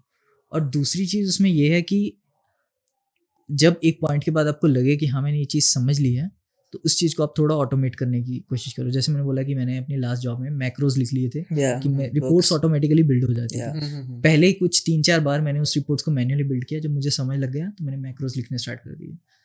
तो ऐसी जो चीज़ें हैं ना, अब ये चीज़ें जिस इंसान ने वो ग्रंट वर्क किया ही नहीं, जिस इंसान को लगा कि ये तो लेबोरियस वर्क है, मैं नहीं Yeah. करूँगा, कि आई एम अबव दिस, वो इन चीज़ों को समझ नहीं पाएगा। Hmm. तो उसकी वो लेवरेज कभी बिल्ड ही नहीं हुई कंपनी में, उसकी वो वैल्यू क्रिएट ही नहीं हुई कभी कंपनी में। अब लास्ट कुछ 1-2 साल में ऐसा भी हुआ कि companies were not doing well, they had to lay off people. तो when they were doing those lay offs, these things came into the factor कि अगर हम इस बंदे को निकाल देंगे, तो ये जो ग्रंट वर्क है, ये जो लेबोरियस वर्क है, ये सिर्फ इसी को आता है, ये कौन करेगा? और But people see it as कि ना कौन देख रहा है रे, ये भी तो एक हाँ, exactly. इसीलिए लोग नहीं करते हैं, मेरे को लगता है ये चीज़ें। एग्जैक्टली, पीपल थिंक कि यार ये अब मुझे एक्सेल की रिपोर्ट बनानी है, इस रिपोर्ट को बनाने में 2 घंटे लग जाएंगे, क्या नंबर ही ऐड करने हैं? मैं नहीं करूंगा ये, कि ये मेरे पास क्यों आ रहा है, मैं मना करूंगा, मैं पुश बैक ये करूंगा। मेरे लिए जॉब रोल है, मतलब मैं इसलिए बनाऊं, ऐसे में समथिंग लाइक दिस ना। Exactly. इवन मेरी भी लास्ट ऑर्गेनाइजेशन में मेरी टीम में होता था कि पीपल यूज्ड टू पुश कि मैं नहीं करूंगा ये काम, एंड देयर वर टाइम्स कि आई रेज्ड माय हैंड कि और कोई नहीं कर रहा है तो मुझे दे दो, I will do it. And I still say I am the laziest person I know, but still मैंने वो लेबोरियस काम उठाए हैं, बिकॉज आई नो कि आपकी लेवरेज वहाँ से बिल्ड होती है। Unless and until you do those works, those grunt tasks की, हाँ, जिसमें आपको बैठ के टाइम लगेगा, आपको एक सेल में वैल्यू ऐड करनी पड़ेगी, आपको कंपनी के बारे में समझ आएगा, आपको उस काम के बारे में नहीं मतलब समझ लोअर आएगा। लेवल पे जो स्टार्ट कर रहे हैं, लाइक पीपल लाइक अस, उसमें तो सबसे ज़्यादा ये चीज़ इंपॉर्टेंट बनती है, because you get to learn a lot, और आपको हर चीज़ का स्टार्टिंग साइड दिखती है, आपको हर चीज़ की एक बिगर वर्जन, अच्छा ये ऐसे होता है, अच्छा ये चीज़ ऐसे होती है। Like talking about this podcast as well, मतलब डूइंग दीज थिंग्स, मतलब वी गेट टू नो अच्छा ये ऐसे होता है। ओके, अपलोडिंग में आपको स्पॉटिफाई का कुछ करना होता है, तो वो चीज़ अलग होती है। ये these details are not visible, but जब आप you raise your hand, you get to know those things, right? Exactly. जैसे मैं और वैभव हम पॉडकास्ट हम शुरू कर रहे थे, तो हम लोगों ने ये जब शुरू किया तो हमें पता लगा कितनी छोटी छोटी चीजें हैं जो हमने सोची ही नहीं थी। हमने सोचा था कैमरा रखा, माइक लगाया, बैठे। जैसे मैं मार्केटिंग में एजेंसी में आया, तो हमें, जैसे मैं पहले ऑपरेट करता था, आप दोनों को पता है, तो ऑपरेशन वाज लाइक कि ठीक है यार, सोशल मीडिया पे करना है, फोटो डाली और कर दिया। बट फिर अंडरस्टैंड होता है यार इसका तो कोई फायदा नहीं है, और आपको सारे टास्क पता होना चाहिए, सारा सोशल मीडिया उसका पता होना चाहिए। तो ये स्किल, जैसे मैं इंक्वायर अभी हम भी कर रहा हूँ, मैं भी स्किल, और वैभव ने, हम लोगों ने ऐसे किया। आप पे ये स्किल कैसे इंस्टिल हुआ कि आई फील लाइक प्लेसकॉम आपके कॉलेज में, you are the part of the placecom cell, and I have कहीं से सुना है मैंने कि वो जो प्लेसकॉम होता है, उनका मतलब जो 3 महीने होते हैं स्टार्टिंग के, they are like living hell. तो वहां से सीखा आपने ये laborious work first, so that people like us don't know. I'll go into that, but placecom even MBA से पहले मैंने इन्फोसिस में जॉब की थी। अच्छा, आपने वहीं से बिल्ड किया ये चीज? Okay okay.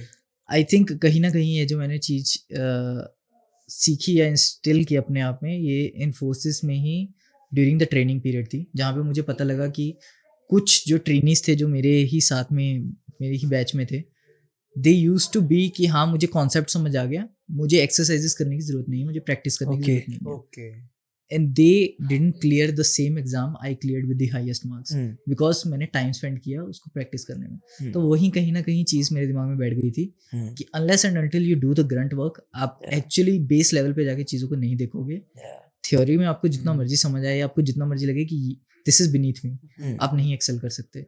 तो वो कहीं ना कहीं दिमाग में बैठ गई थी कि हमेशा ग्राउंड लेवल पे जाके चीज़ों को देखो। But with placecom it's different thing, and see हर MBA कॉलेज में there is a placement committee cell Okay. Which is run by the students. तो यूजुअली क्या होता है, I am not sure about IIMs, but जितने भी Tier 1 Tier 2 MBA colleges हैं उनमें एक प्लेसमेंट टॉप कमेटी होती है जो कुछ स्टूडेंट्स ज्वाइन करते हैं, और वो ज्वाइनिंग, पहले उस प्रोसेस को ज्वाइन करने में, उस सेल को ज्वाइन करने का जो प्रोसेस होता है वो थोड़ा रोडीज टाइप होता है, वो बहुत ही टफ होता है। आपको बेइज्जती टास्क दिए जाते हैं, आपके बहुत ही हाई स्ट्रेस इंटरव्यूज होते हैं, हाँ. और उसके बाद इन केस आप सिलेक्ट होते हो, आप प्लेस कॉम सेल में इन्वॉल्व होते हो, तो उस सेल में जाने के बाद आपके साथ पहले जो 3-4 महीने होते हैं बहुत ही लेबोरियस वर्क होता है, Hmm. और you don't get enough time to sleep because आपको डे टाइम में 9 to 6 अपनी क्लासेस भी अटेंड करनी है, you have to do your MBA assignments, quizzes के लिए प्रिपेयर करना है, जो भी क्लास में पढ़ाया जा रहा है वो सब पढ़ना है, और उसके बाद आपको 6 बजे के बाद अपने कमेटी में जाना है और उनके साथ प्रिपेयर करना है कि ये हमारा कॉलेज का बैच है, इस बैच के ये CV हैं, ये कोई वर्क एक्सपीरियंस के साथ आया है या कोई फ्रेशर है, Hmm. इसके इतने मार्क्स आए थे, ये आया था, वो आया था, उनकी प्रोफाइल क्रिएट करनी है। उसके बाद आप कोल्ड कॉलिंग स्टार्ट करोगे, तो काइंड ऑफ अगेन सेल्स ही है वहाँ पर, Yeah. कि you need to sell your college कि हाँ और कंपनीज आएँ और आके हमारे कॉलेज से हायर करें। Hmm.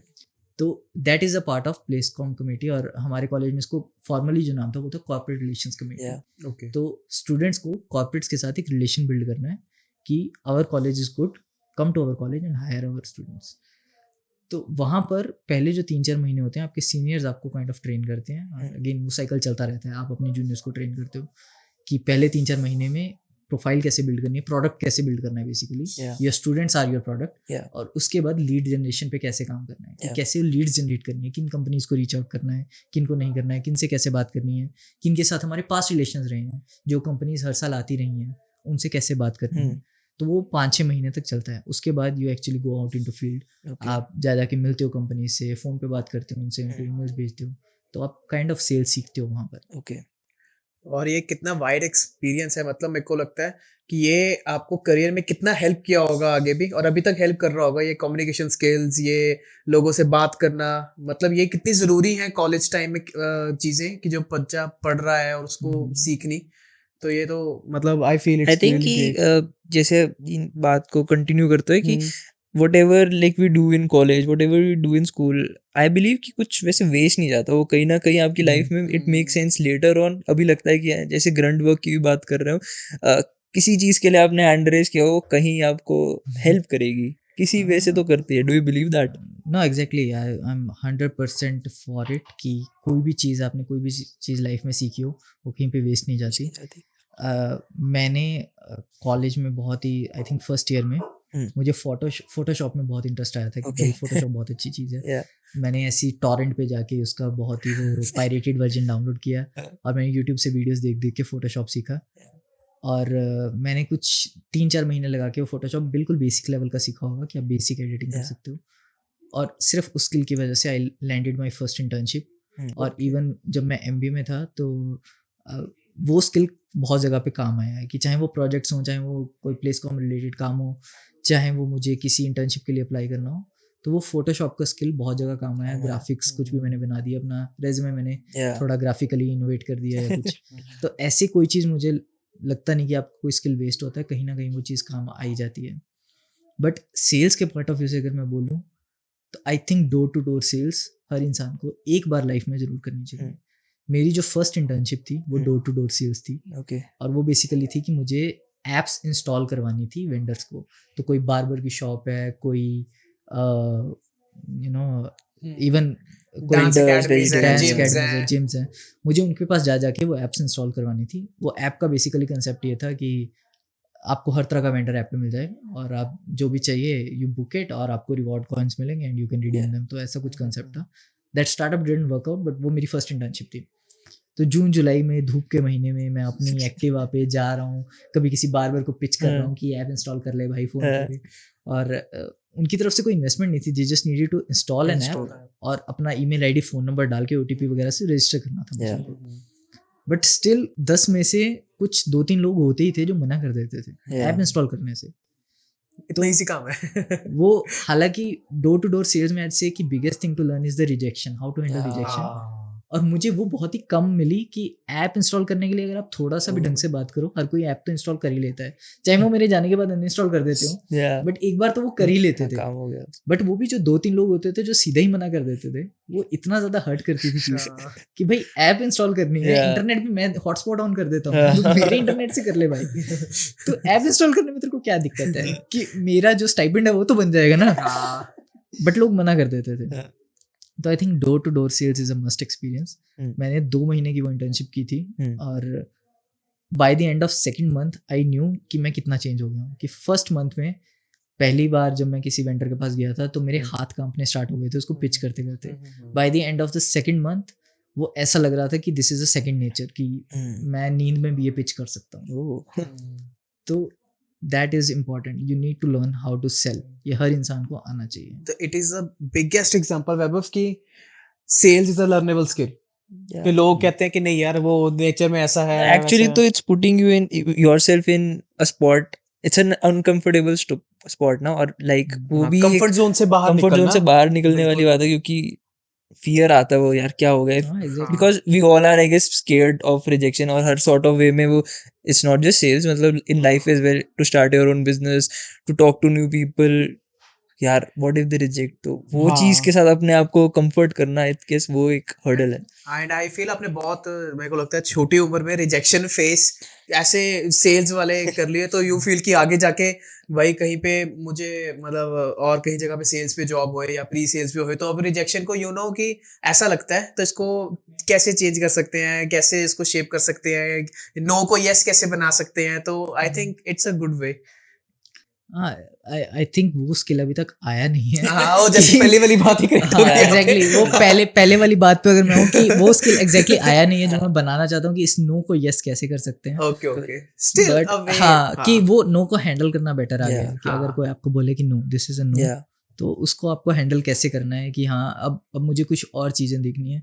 और कुछ अगर मैं बोलूँ कि वो एक सिमुलेशन जो चीज़ें रन होती है ना माइंड में, वो अगर मैं किसी से भी बात करने कभी भी जा रहा हूँ, इवन एट माई जॉब की अगर हाँ हमारी कोई कस्टमर से रिलेटेड डील है या कुछ, तो पहले ही मेरे दिमाग में हो जाएगा कि हाँ बेस्ट केस सिनेरियो ये है, वर्स्ट केस सिनेरियो ये भी है। Okay. कि हाँ हो सकता है कि नो हो, और ऐसे बिल्कुल ही वर्स्ट केस में कि आपको कोई बेइज्जती करके ही निकाल रहा है, वैसा नो भी आपके साथ हो सकता है। तो वो काइंड ऑफ सिमुलेशंस हेल्प भी करती हैं और काइंड ऑफ वो आपको इन अ वे डीमोटिवेट भी करती हैं कि कहीं ना कहीं जब आप वर्स्ट केस सिनेरियो सोचते हो तो आप डीमोटिवेट भी हो जाते हो कि ये भी तो हो सकता है। बट टॉकिंग अबाउट सिमुलेशंस, जैसे let's notch it down little, आप कह रहे थे आप एक्सबॉक्स पे खेलते हो, तो how is those simulations in the gaming world are like having hobbies, how all those are like helping you? यार एक्सबॉक्स इज ना टू एज स्वॉर्ड, तो या इट इज। अब अगर आप अगर मैं Xbox क्या टू एज स्वॉर्ड, अच्छा टू एज्ड स्वॉर्ड्स, ठीक है, आपको दोनों साइड से कट कर सकते हैं। हाँ, पॉजिटिव साइड्स अगर आप देखो, अगर आप गूगल पे भी सर्च करो तो आपको चीजें मिलेंगी कि हाँ हैंड आई कोऑर्डिनेशन बहुत बढ़ता है। दुनिया के जितने भी बेस्ट सर्जन्स हैं they are very much into gaming, best gamers भी है वो बेस्ट गेमर्स हैं, बिकॉज उनका हैंड आई कोऑर्डिनेशन उस वजह से बहुत अच्छा है, देयर हैंड्स डोंट स्टम्बल। तो बहुत ऐसे पॉजिटिव वो भी हैं कि आपको एक पजल सॉल्विंग आती है, आपका माइंड शार्प रहता है। और नेगेटिव साइड पे अगर आप सोचो ना तो कुछ डोपामिन हिट्स ऐसे मिलते हैं ना गेमिंग के बाद कि आपको नॉर्मल चीज़ों में इंटरेस्ट खत्म हो जाता है। Again coming back to my social life, कि अगर कोई मुझे बोले कि हाँ भाई यहाँ आजा, सब दोस्त मिल रहे हैं कॉलेज के, बैठेंगे दारू पियेंगे बातें करेंगे, तो दैट इज मतलब अगर मेरे 10 कॉलेज के दोस्त हैं तो 10 में से 9 वहाँ पे पहुंचेंगे क्योंकि उनको वो चाहिए। 10वां में सिर्फ मैं होऊंगा जो नहीं पहुंचूंगा, क्योंकि मुझे होगा कि यार इससे बेटर मैं 1-1.5 घंटा गेम खेलूं। क्योंकि मुझे पता है मुझे वो जो डोपामिन हिट है वो गेम से ज्यादा मिलेगा मिलेगा, कंपेयर टू दोस मिलेगा। कन्वर्सेशंस। तो वो नेगेटिव इफेक्ट भी है, बट जिस पेस पे गेमिंग इवॉल्व कर रही है, जिस पेस Yeah. पे एआई या हाँ, सॉफ्टवेयर डेवलपमेंट इवॉल्व literally. कर रही है, आजकल जिस तरह की गेम्स आ रही हैं, जिस तरह की गेम्स मैंने पिछले 1-1.5 साल में खेली हैं, दे ब्लो योर माइंड। Yeah, कि true. वो जो एक्सपीरियंस होता है ना, वो Yeah. 70-80 घंटे की गेम जो आप खत्म करने के बाद जो आप एंड टाइटल स्क्रीन पढ़ रहे हो, उसकी टाइटल रोल हो रहे हैं, Yeah. क्रेडिट्स रोल हो रहे हैं, और आपको जो फील होता है कि हाँ Yeah. भाई क्या किया है मैंने क्या पिछले किया? 80 घंटे में, वो It's cinema. हाँ It's cinema. वो अलग लेवल का आर्ट है, एक वो अलग कल्चर है एक। Anything except like Xbox और कुछ और कोई hobbies आपकी? हॉबीज? या हॉबीज पॉइंट ऑफ व्यू से सी मेरी डेली रूटीन में what I do is I try to read at least 10 pages a day. Okay, reading a तो book. Is it I a read a recent lot. habit or like काफी देर से? सो मैंने reading start की थी around I think 11th और 12th standard में। मेरे घर पे पापा के कुछ नॉवेल्स पढ़े थे, तो I just pick them up, वो फिक्शन थे, तो आई स्टार्टेड रीडिंग। वैसे ही 2-4 पेज पढ़े, फिर मुझे लगा कि हाँ स्टोरी में आगे क्या होगा, तो करते करते मैंने एक आधी बुक को ख़त्म की। बट कॉलेज में जाके आई थिंक मेरा कोई सीनियर थे, उन्होंने मुझे फर्स्ट जो बुक दी थी वो थी रिच डैड पुअर डैड पढ़ने के लिए। Yeah. तो I read that book end to end, तो मुझे लगा कि भाई ये तो कुछ क्रेजी हो गया मेरे साथ कि ऐसे तो मैंने कभी सोचा ही नहीं पैसे के Yeah. बारे में। तो उसके बाद मैंने बुक्स पढ़नी काफ़ी स्टार्ट की कॉलेज में। तो कॉलेज टाइम से I started reading books, but वो ऐसा होता था कि मैंने एक बुक खत्म की, उसके बाद मैं 2-3 महीने कोई बुक उठाऊंगा नहीं। बट लास्ट ईयर मेरी एक कॉलीग है and I was talking to her, तो she started a book club at the office. Wow. तो Okay, ऑफिस में वर्चुअल बुक nice. क्लब, तो Yeah. कि हर गोल वाज कि हम 12 मंथ्स हैं, 12 मंथ्स में हम 12 बुक्स खत्म करेंगे, और हर मंथ के एंड में we'll have a book club meeting, we will discuss about stuff. तो that was the idea. But some things happen, लोग अपनी अपनी लाइफ में बिजी हो गए, काम का प्रेशर, किसी वर्क लाइफ बैलेंस, तो वो क्लब ज़्यादा देर चला नहीं। Okay. तो आई थॉट कि नहीं, बट मैं तो ये करना चाहता हूँ कि Solo 12 क्या? बुक्स तो पढ़नी चाहिए। तो मैंने सोचा कि मैं 10 पेज रोज के पढ़ूंगा, और एक महीने में एक बुक खत्म करनी हो सकती है। I ended up reading 18 books last year. Oh, तो nice. जब वो 18 बुक्स खत्म हुई, तो मुझे लगा कि यार ये तो मैंने बहुत एंजॉय किया। हाँ. तो then I this year I have continued it. तो जनवरी, अभी आज 26 जनवरी है, तो I have already finished 1 book. Nice. तो गाइस ऐसी स्ट्रीक होनी चाहिए, मतलब जिससे मतलब यू नो काफी स्ट्रिक्स चल रही है, सुबह 5:30 उठने की, जिम जाने की, आई थिंक book पढ़ने स्नैपचैट की। स्ट्रीक से ये स्ट्रीक्स बनाओ अपनी Discipline लाइफ streaks. में। आई थिंक स्ट्रीक से ज्यादा हैबिट है। Yeah. हाँ, कि एक बार habit आपकी वो forming. हैबिट बन जाती है, फिर But जिस वो दिन वो कैसे मिस हो बनती जाता है है, ना, like- वो आपको फील होता है। How you make those habits? मतलब is Good habits, is it how you easy? make- मतलब क्योंकि लोगों के लिए बहुत डिफिकल्ट होता है बुक उठाना या सुबह 5:30 हर दिन उठना। हाँ, सी मेरे हिसाब से हैबिट बनाना इजी नहीं है। हैबिट बनाने के लिए आप अप्रोच क्या ले रहे हो, वो ज़्यादा Yeah. डिफिकल्ट हो जाता है। तो अगर मुझे रोज़ सुबह 5:30 बजे उठना है, तो उसके लिए ये ज़रूरी नहीं है कि 5:30 से लेके 6 बजे के बीच में मेरे 12-13 अलार्म लगे हैं कि नहीं। उसके लिए ये ज़्यादा ज़रूरी है कि मैं 9 बजे से लेके 9:30 बजे के बीच में सो रहा हूँ कि सो रहा नहीं। हूँ कि नहीं। Yeah. दैट मीन्स कि 8:30 बजे I need to be in bed, True. जो मर्जी हो जाए। तो that is should be the focus point. ये नहीं कि अलार्म बज रहे हैं कि नहीं, या मैं सुबह उठ पा रहा हूँ कि नहीं। अगर मैं 8:30-9 बजे रोज सो रहा हूँ, तो 5:30 बजे अपने आप आँख खुलेगी, क्योंकि 8-8.5 घंटे की नींद हो गई है पूरी, Yeah. आँख खुलेगी। Alarm your sleep. Yeah. तो आप अपनी स्लीप पे फोकस करो। Exactly. अगर आपको एक साल में 12 बुक्स पढ़नी है, हाँ. तो आप ये मत सोचो कि मेरी एक बुक कब खत्म होगी, कब होगी, कब नहीं होगी। आप ये सोचो कि मुझे रोज के 10 पेज पढ़ने हैं। 10 पेज पढ़ने में जितना टाइम लगेगा लगेगा। I think 10 this पेज तो is पढ़ने ही this हैं। similar to what we were talking about once. It's from Atomic Habits, right? कि don't fall for like the processes, fall for the systems.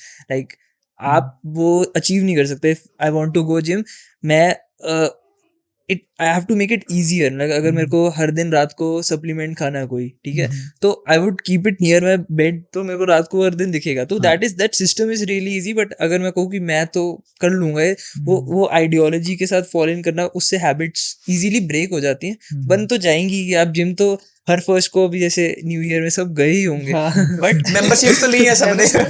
But जैसे उसमें उस book में भी ऐसे है ना कि if you like first 10 days just go, वहां पर जाओ, सिर्फ आप देखो लोगों को, वापस आ जाओ, फिर उसके बाद धीरे धीरे take baby steps to it. तो या मैंने एटॉमिक हैबिट्स नहीं पढ़ी, बट मैंने दूसरी बुक एक पढ़ी थी जिस called Power of Habit, Charles Duhigg की बुक है। तो दैट बेसिकली सेज कि हर हैबिट का एक क्यू होता है, क्यू के बाद एक रिवॉर्ड होता है, और वो रिवॉर्ड से आपका साइकिल चलना स्टार्ट होता है। कि अगर आप मान लो बहुत ही शुगरी आइटम खा रहे हो, आप कुछ बिस्किट्स खा रहे हो, कुकीज खा रहे हो, तो एक कुछ आप जैसे मैं वर्क कर रहा हूँ या वर्क करते करते मुझे बहुत ही फील हुआ कि हाँ मुझे ब्रेक लेनी है, तो वो ब्रेक लेते टाइम फिर मैं एक वो क्यों आ गया कि मुझे ब्रेक लेनी, ब्रेक मतलब मुझे कुकी खानी है, Yeah. तो वो कुकी खा के रिवॉर्ड मिलेगा कि शुगर रश, तो वो एक Oh, Q Habits. Reward Cue, वाला एक cue, साइकिल true. चल पड़ता है, तो you need to avoid that cycle. Okay. तो हैबिट्स को ब्रेक करना बेसिकली इज दैट, और न्यू हैबिट्स को क्रिएट करना इज बेसिकली दैट। तो वो मेरे लिए वो क्यू है कि हाँ go to sleep by 9 AM, okay 9 बजे आप सो जाओ तो 5:30 खुद आंख खुलेगी। तो बुक्स की बात है तो I just want to ask you कि आपका कौन सा फेवरेट जॉनर है बुक्स में, कि क्या पढ़ना पसंद है स्टार्टिंग से या अभी कोई चेंज हुआ है जॉनर फेवरेट ऐसा कुछ?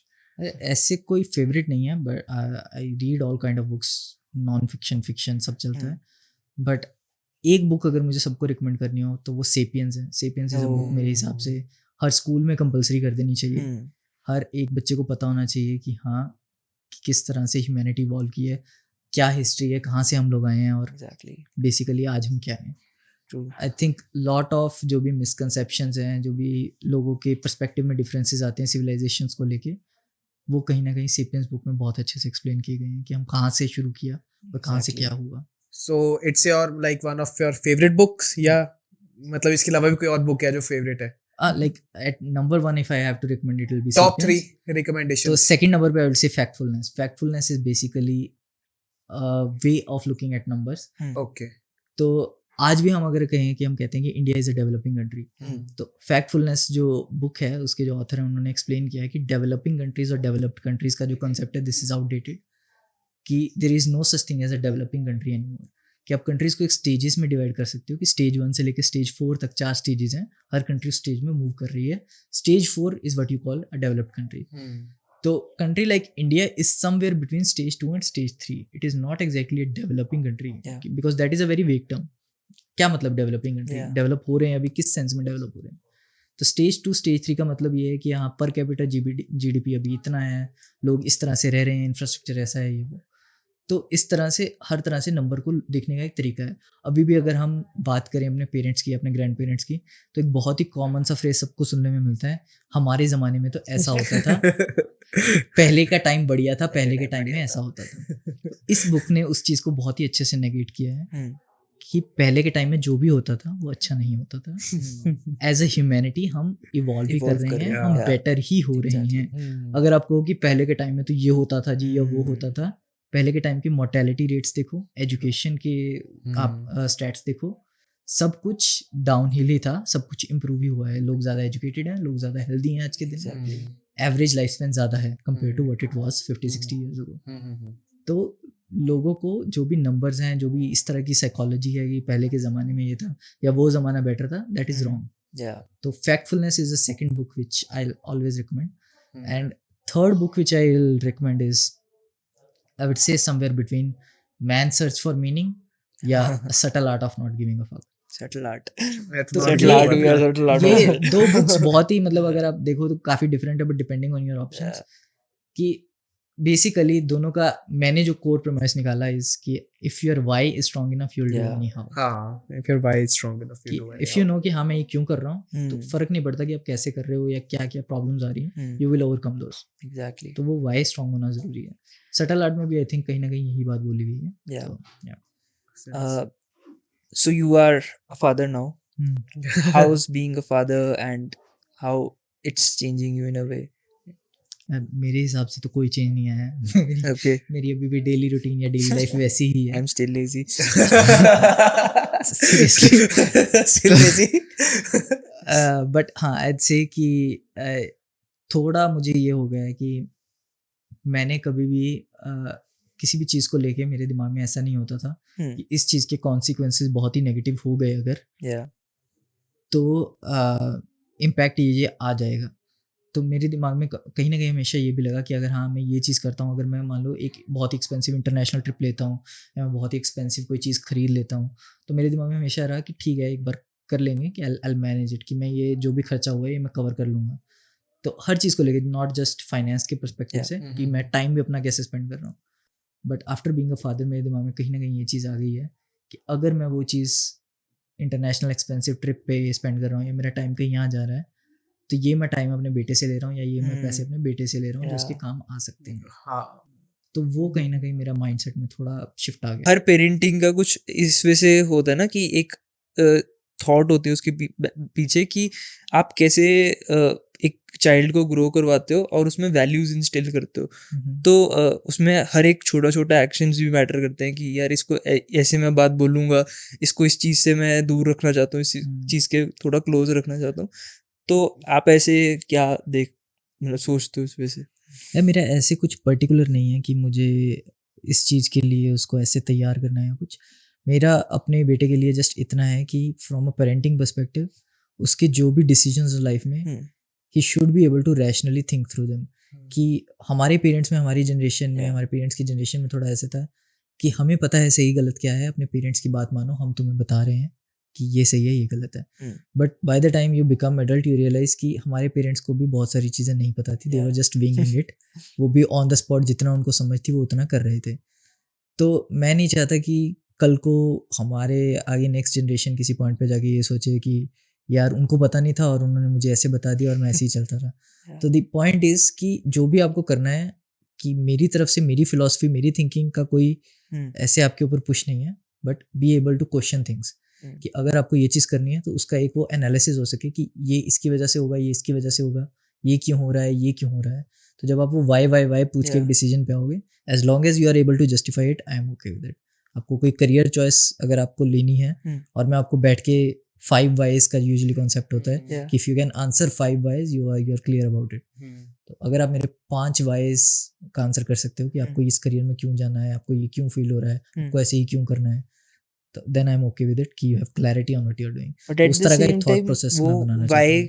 अगर नहीं भी उनके पास लाइक गलती करने का मौका भी तो होना चाहिए ना। हाँ बिल्कुल होना चाहिए, बट वो गलती करने का जो डिसीजन है वो Yeah. थॉट आउट होना चाहिए। हम्म, मुझे अगर किसी चीज़ के बारे में नहीं पता, हम्म, मान लो कल को अगर मेरा बेटा कहता है कि मुझे डांसर बनना है, मुझे डांस की लाइन में जाना है, मुझे डांस सीखनी है, तो मेरा क्वेश्चन उससे होगा कि ठीक है आपको डांस की लाइन में जाना है, इस लाइन से प्रॉपर इनकम नहीं बन सकती, आप प्रोफेशनल डांसर बनना चाहते हो बट हो सकता है आपको 20 साल लग जाए बनने में, तो 20 साल तक आप अपने आप को कैसे सस्टेन करोगे, इसके बारे में आपका क्या थॉट है।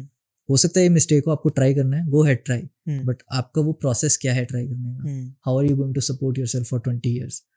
वो 20 ईयर्स में सपोर्ट करने के लिए आप मीनियल जॉब्स करोगे। विल यू बी ओके कि आप 3-4 घंटे दिन के कोई पार्ट टाइम जॉब कर रहे हो, उसके बाद 3-4 घंटे प्रैक्टिस जा रहे हो, फिर आप ऑडिशंस के लिए जा रहे हो, is this a life you can continue for 20 years. तो इस तरह की जो क्वेश्चनिंग है, to be able to evaluate different perspectives कि वो डे टू डे लाइफ कैसी फील होगी अगर मैं ऐसा कुछ करना चाहता हूँ। तो at the end it is your decision, but have you thought everything through. But अगर फिर भी अगर वैसा सा हो कि I just want to do it, मे हाँ। बी वो बाद में जाके डिसीजन चेंज हो जाए कि पहले वो कह रहे हाँ हो सकता है और लास्ट में जाके वो शायद उससे कंफर्टेबल भी ना हो। मतलब वो डिसीजंस अब मैन्यूवर होते रहते हैं ना, हाँ वो तो चेंज बिल्कुल होते हो रहते सकता है, मोस्ट प्रॉब्ली ये होगा भी है ना? कि you take decisions and Yeah. Then you realise कि नहीं भाई नहीं, ये ऐसे नहीं। ये तो मैंने सोचा ही नहीं था। हैं। बहुत सारी चीज़ें ऐसी होती हैं जो आप जब क्वेश्चनिंग कर भी रहे होते हो, जब वो आप सिमुलेशन चला भी रहे होते हो, Exactly. तब वो नहीं पता नहीं लगती पता क्योंकि लगता। आपका उतना नहीं होता और बहुत वेरिएबल्स होते हैं जो बाद में निकल के आते हैं। स्टिल आई फील कि जब आपका बेटा बड़ा हो रहा होगा हम्म, एंड बच्चे घर से, मतलब बच्चे देख कर सीखते हैं ज्यादा, उनको समझाना गुस्सा करने से नहीं, वो देख कर सीखते हैं क्या है। तो घर पे अगर आप बैठ के बुक्स पढ़ते हो और आप मटेरियल कंज्यूम कर रहे हो बुक्स के साथ, तो वो भी, उसको भी इंटरेस्ट रहेगा कि पापा क्या पढ़ते हैं बुक्स में, let me think about it. तो बुक्स में भी बेसिकली ये है कि दूसरों के फेलियर्स से सीखो। आप तभी कहते हैं कि बुक्स आपको पढ़नी चाहिए, ऑटोबायोग्राफीज बेसिकली, कि उनके फेलियर से अगर आप सीखो और फिर आगे जाओ तो आपको मतलब उसका सारा एक्सपीरियंस आपके साथ है। तो ये मतलब मैं तभी कहते हैं कि सारे एम्फेसिस डालते हैं कि बुक्स पढ़नी जरूरी होती है, हर एक तरह की बुक्स पढ़नी जरूरी होती है। हाँ, और आई थिंक किस तरह से आप वो नैरेटिव बिल्ड करते हो ना उस चीज़ की आदत डालने का। चलो एक ये आप एक्स्ट्रा बुक्स पढ़नी है जो है ये एक पॉइंट के बाद डेवलप होती हैं। यू डोंट एक्सपेक्ट कि 10-12 साल का बच्चा खुद से बुक्स उठाएगा पढ़ेगा, ऑब्वियसली बट आई थिंक उस एज से ही एक ये चीज़ स्टार्ट हो जाती है कि आप किस तरह से पढ़ाई के लिए उनका नैरेटिव सेट कर रहे हो। अगर आप हर शाम को घर आके अपने बच्चे को ज़बरदस्ती बोल रहे हो कि होमवर्क किया कि नहीं, बैठ मेरे साथ, मेरे सामने कर सारा होमवर्क, तो उसके लिए एक टास्क है। Yeah. वो खेलना चाहता है बट उससे ज़बरदस्ती होमवर्क करवाया जा रहा है, तो इनहेरेंटली उसके मन में होमवर्क एक अच्छी चीज़ नहीं है। नहीं बनेगी। बट यही अगर आप उसके कहते हो कि चल आज अपन दोनों बैठ के गेम खेलते हैं और ये 5 समय मैथ के देखते हैं पहले कौन सॉल्व करेगा, तू भी कर मैं भी करता हूँ, इस तरह का वो थोड़ा गेमिफाई करते हो उस Yeah, चीज़ को, yeah. तो वो उसके लिए गेम है, वो लुक फॉरवर्ड कर रहा है कि शाम को पापा आएंगे, दोनों साथ में बैठ के हम गेम खेलेंगे। तो आप इस तरह से चीज़ों को पोर्ट्रे कर सकते हो। Yeah. एक सीरीज है चेरनोबिल, Yeah. HBO पे कुछ 5-6 एपिसोड ही हैं उस सीरीज के। उस सीरीज में मेरे को बेस्ट पार्ट जो लगा सीरीज के आखिरी के, आई थिंक सेकंड लास्ट या लास्ट एपिसोड में, वो कोर्ट में उनकी हियरिंग चल रही होती है और जो भी उनका लीड साइंटिस्ट था वो एक्सप्लेन करता है कि how does a nuclear reactor work, और वो 2 प्रेजेंटेशन की बोर्ड रखता है और उसमें कुछ 5 मिनट का सीन है और वो एक्सप्लेन करता है कि न्यूक्लियर रिएक्टर कैसे काम करता है। अब वो एक मास्टर लेवल की फिजिक्स है, अगर आप फिजिक्स में मास्टर्स करते हो उस लेवल पे जाके वो कॉन्सेप्ट डिस्कस किए जाते हैं, बट वो इतने बेसिक लेवल पे जाके उन कॉन्सेप्ट को समझाता है कि जिस इंसान को फिजिक्स का कुछ भी नहीं पता वो 5 मिनट का सीन देखेगा तो उसको पता लग जाएगा कि न्यूक्लियर रिएक्टर वो कैसे कैसे काम बनता करता है। अच्छा वो जस्ट उसकी एक्सप्लेनेशन का नैरेटिव है, किस तरह से उसने स्टोरी की फॉर्म में उस चीज़ को एक्सप्लेन किया, कैसे ब्रेक डाउन करके एक्सप्लेन किया, कि आपको पता लग जाता है कि न्यूक्लियर रिएक्टर कैसे काम करता है। तो अगर आप वही चीज़ें हमारे स्कूल में हमारे टीचर करें, हमारे घर पे हमारे पेरेंट्स हमें होमवर्क करवाते टाइम करें, तो आपका इंटरेस्ट ऑटोमेटिकली बनेगा क्योंकि आप वो चीज़ों को समझ आएंगी। अगर आपको हिस्ट्री पढ़ाते टाइम डेट्स याद करवाने की बजाय स्टोरी की फॉर्म में बताया जाए कि ये हुआ था हिस्ट्री में, तो आपका हिस्ट्री में इंटरेस्ट बनेगा। Exactly. बिल्कुल। जैसे समटाइम्स स्कूल्स में ऐसा होता था कि एक टीचर थे हमारे राय में, तो वो 1-2 साल ही रहे थे और वो हमें जब चीज़ें पढ़ाते थे ना, तो like something kind of unique way से राइमिंग करके समझाना हमारे को, तो वो राइम लर्न हो जाती थी उस चीज़ की। मेरे को अभी कुछ याद नहीं आ रही स्कूल टाइम राइम कोई, पर वो राइम लर्न से फिर हमें पता लग जाता था कि इसकी डेट ऐसी है तो इसके साथ ये राइम करते हैं तो ये इसका ये इवेंट हुआ। तो वो बहुत एक यूनिक वे था करने का, और वो सिर्फ 2 साल ही रहे थे। एंड मेरे को मतलब ये बात से मुझे ये हुआ, so I just want to ask you ये वाला क्वेश्चन टू, एक real Aditya Kaushish is religious? यार I'd say I don't believe in higher power, I am an atheist. मैं भगवान में विश्वास नहीं करता। I don't think higher power exist any more than a unicorn और अ लॉकनेस मॉन्स्टर। तो I believe in science. I believe कि जो भी चीज़ें हम अभी एक्सप्लेन नहीं कर सकते, that is only because of the reason कि साइंस अभी तक कॉट अप नहीं हुई है। आज से कुछ 50-60 साल पहले कई डिजीज़ेज भी ऐसी थी जिसको हम नहीं एक्सप्लेन कर पाते थे, हम झाड़ फूक करवा के उनका इलाज कराते थे। This is not just in India, across the world. Even कि आप go back to Roman civilisation, वहाँ पे भी रोमन जो गॉड्स थे, उनके पास डिजीज़ के अलग गॉड थे, हेल्थ के अलग गॉड थे, तो उनके पास लोग जाके ऐसे रिचुअल्स करवाते थे कि डिजीज़ प्योरीफाई हो जाए। बट ओवर द टाइम जैसे जैसे साइंस प्रोग्रेस की, भी रियलाइज की जर्म थ्योरी क्या होती है, बैक्टीरियाज क्या होते हैं, वायरसेस क्या होते हैं, किस तरह से हेल्थ को इम्पैक्ट करते हैं, वैक्सीनेशंस बनाई हमने, तो वो चीज़ें ओवरकम हुई हैं।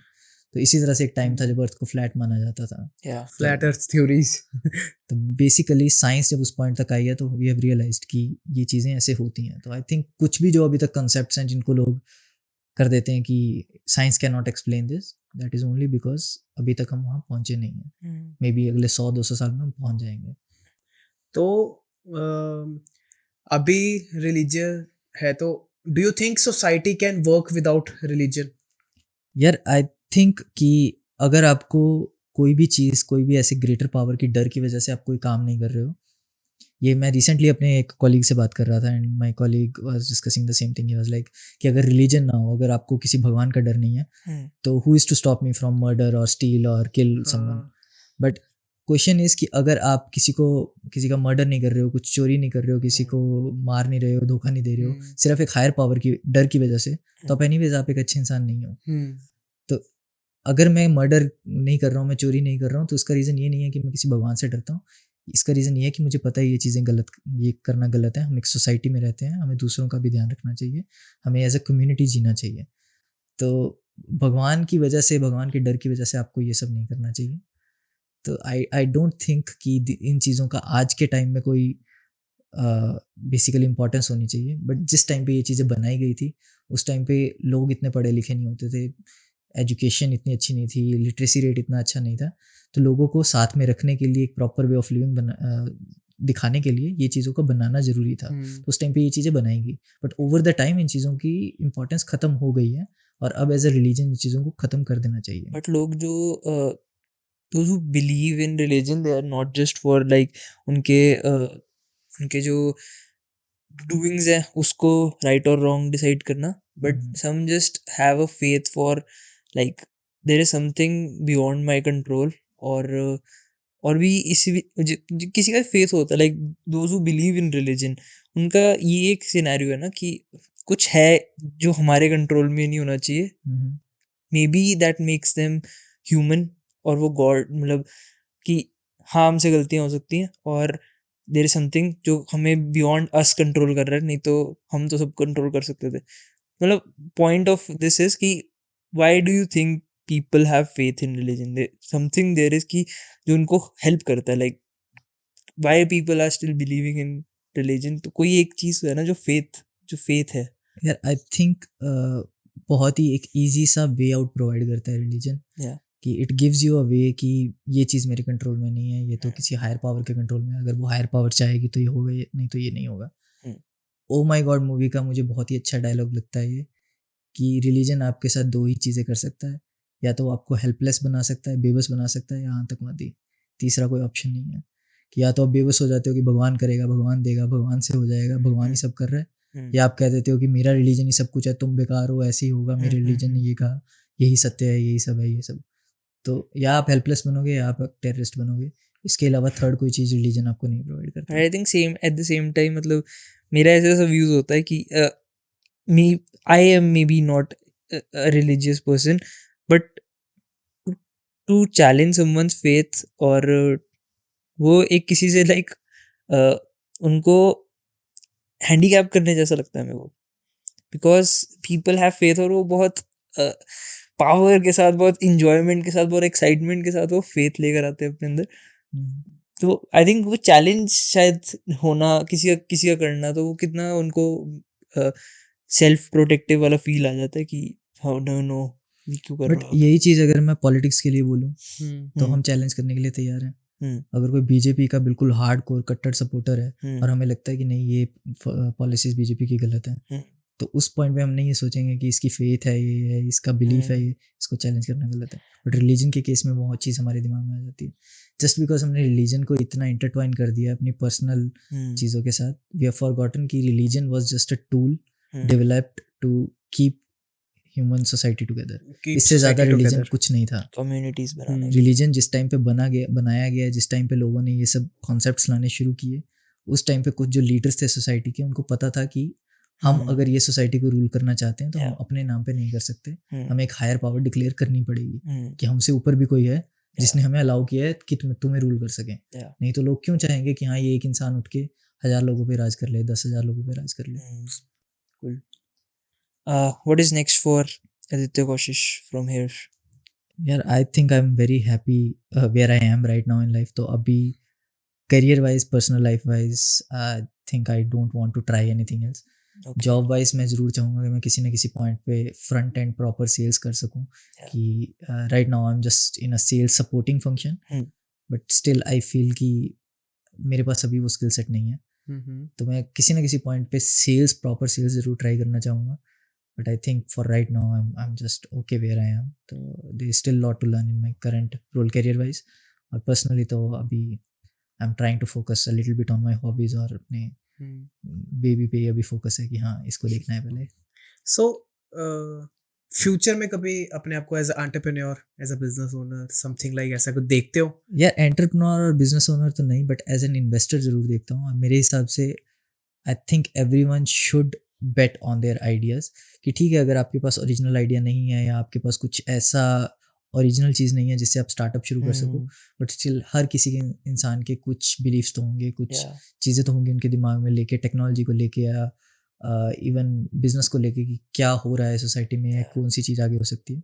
तो विद टुडेज टेक्नोलॉजी, ऑनलाइन आप शेयर मार्केट में जैसे इन्वेस्ट कर सकते हो, तो आपको जो कंपनीज अच्छी लगती हैं, जो उनसे सेक्टर अच्छे लगते हैं, आपको अगर आप 5000 10,000 जितना भी आप कर सकते हो, यू शुड इन्वेस्ट। कि I believe electric vehicles will be dominant in the future. तो कंपनीज उठाओ जो ईवी व्हीकल्स बना रही हैं, उनमें इन्वेस्ट करो जो कंपनीज आपको अच्छी लग रही हैं। तो everyone should be an investor. If you can't be a business owner और एंटरप्रेन्योर, आपके पास नहीं आइडिया, तो at least you should B an investor. Makes sense. So we have this segment in our podcast. It's called Rapid Fire, like stranger to friends and rapid fire combined. So we'll ask you a question, and you have to answer it in one word or maybe a sentence. or if you want to explain, you can even further. But let's just try to keep it shorter. So, what's one piece of advice you want to give to your younger self? Yeah, like I said, I like to explore things now, but to my younger self I also say question everything, कि don't accept things which are just being told to you, कि किसी ने कुछ भी कहा, go a level deeper, कि इसने ऐसा क्यों कहा, what is the reason behind it, why, do at least a 5 why analysis. Unless and until you understand something completely, don't do it. Okay. What's one best and what's one worst piece of advice you have ever got in your life? Best piece of advice I got from my first manager when I was working in Infosys. I made like a huge blunder. I was a software developer, तो मैंने कुछ code गलत लिख दिया था और वो break हो गया प्रोडक्शन में जाके. तो I went to my manager's cabin and I told him कि ऐसा हो गया. तो the best advice I got, if you don't make mistakes, you will never learn. तो उसने मुझे कुछ डांटा नहीं, उसने मुझे बोला नहीं कि इसको ठीक करो या कुछ. उसने कहा कि तो क्या हो गया, गलती करोगे तभी तो सीखोगे. If you don't make mistakes, सीखोगे कैसे. तो वो मैं थोड़ा दिल पे ले गया, तो मुझे लगा कि हाँ भाई ये बात तो बहुत सही है.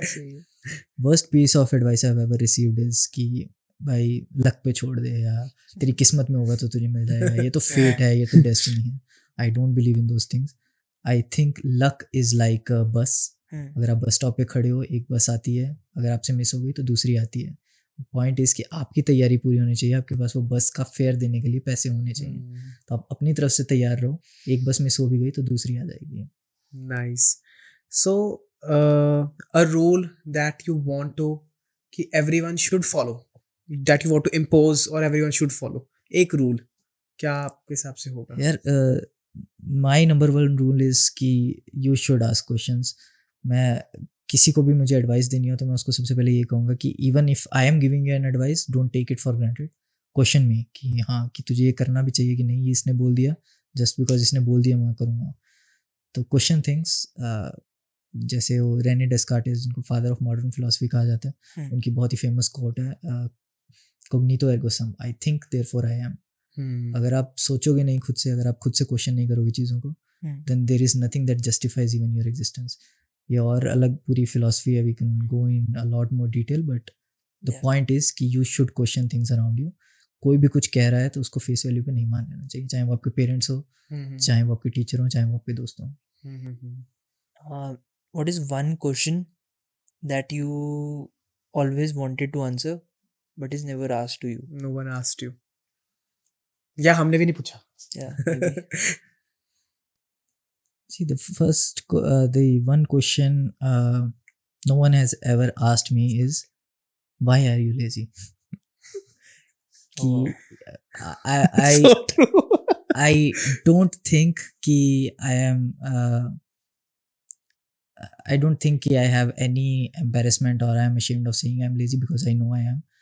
I don't putting too much effort into anything. I always try to find shortcuts, but I always want to learn things at a base level. That is also true. So कहीं ना कहीं दोनों चीज़ों का कॉम्बिनेशन है कि पहले मैं उस चीज़ को बेस लेवल पे समझूंगा and then I will be like कि शॉर्टकट ढूंढो भाई, ये बार Then I'll get lazy.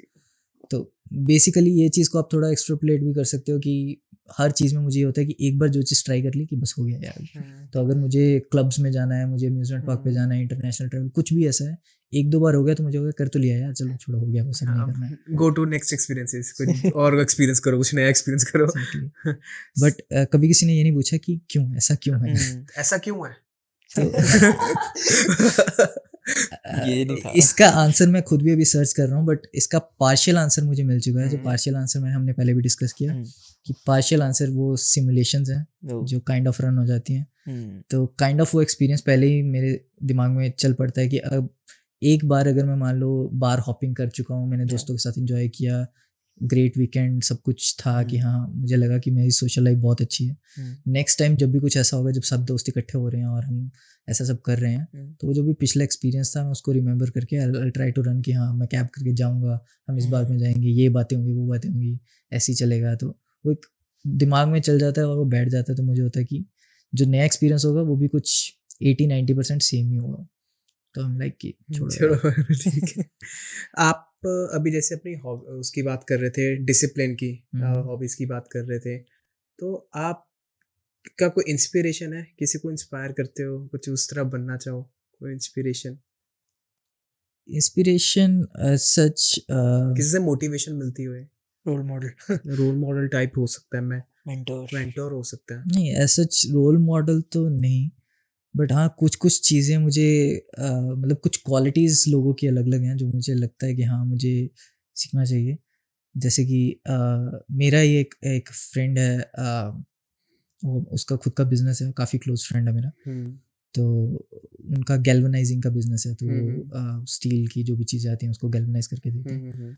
तो उसकी एक बहुत ही अच्छी क्वालिटी है जो हम डिस्कस कर रहे थे कि चीज़ों को ब्रेक डाउन करके समझना। I think Okay. जिस लेवल पे वो चीज़ें करता है कि वो खुद का बिजनेस चला रहा है और वो जैसे चीज़ों को ब्रेक डाउन करके समझता है, मैं वैसे नहीं कर पाता। कहीं ना कहीं एक इमोशनल एलिमेंट आ जाता है चीज़ों में, या कहीं ना कहीं आप का कुछ भी पास्ट एक्सपीरियंस रहा है तो आप उसको कंसिडर करके डिसीजन लेते हो।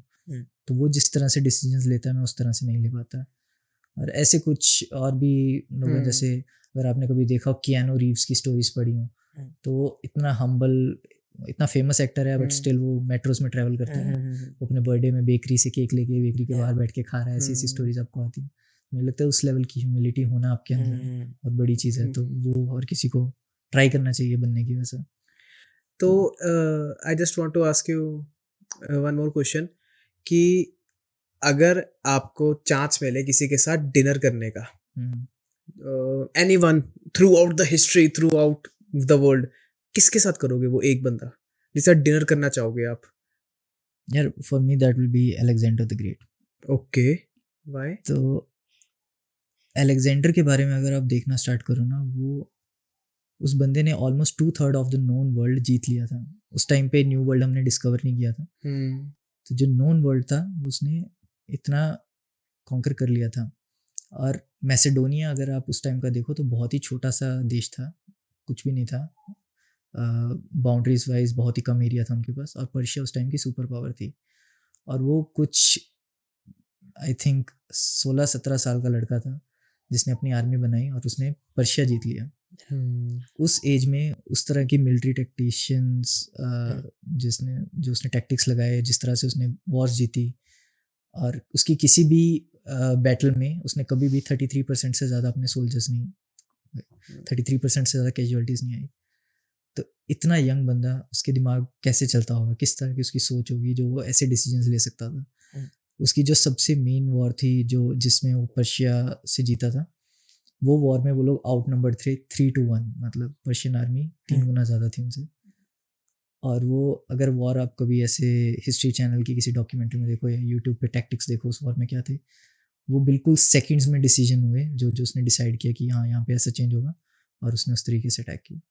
तो इस तरह के प्रेशर में जब लोग मर रहे हैं आपके पास और आप इतने यंग जनरल हो, 16-17 years of age, तो उस टाइम पे आप किस तरह से डिसीजन ले रहे हो, वो आई थिंक वो अलग लेवल का मेंटल फोर्टिट्यूड था एक।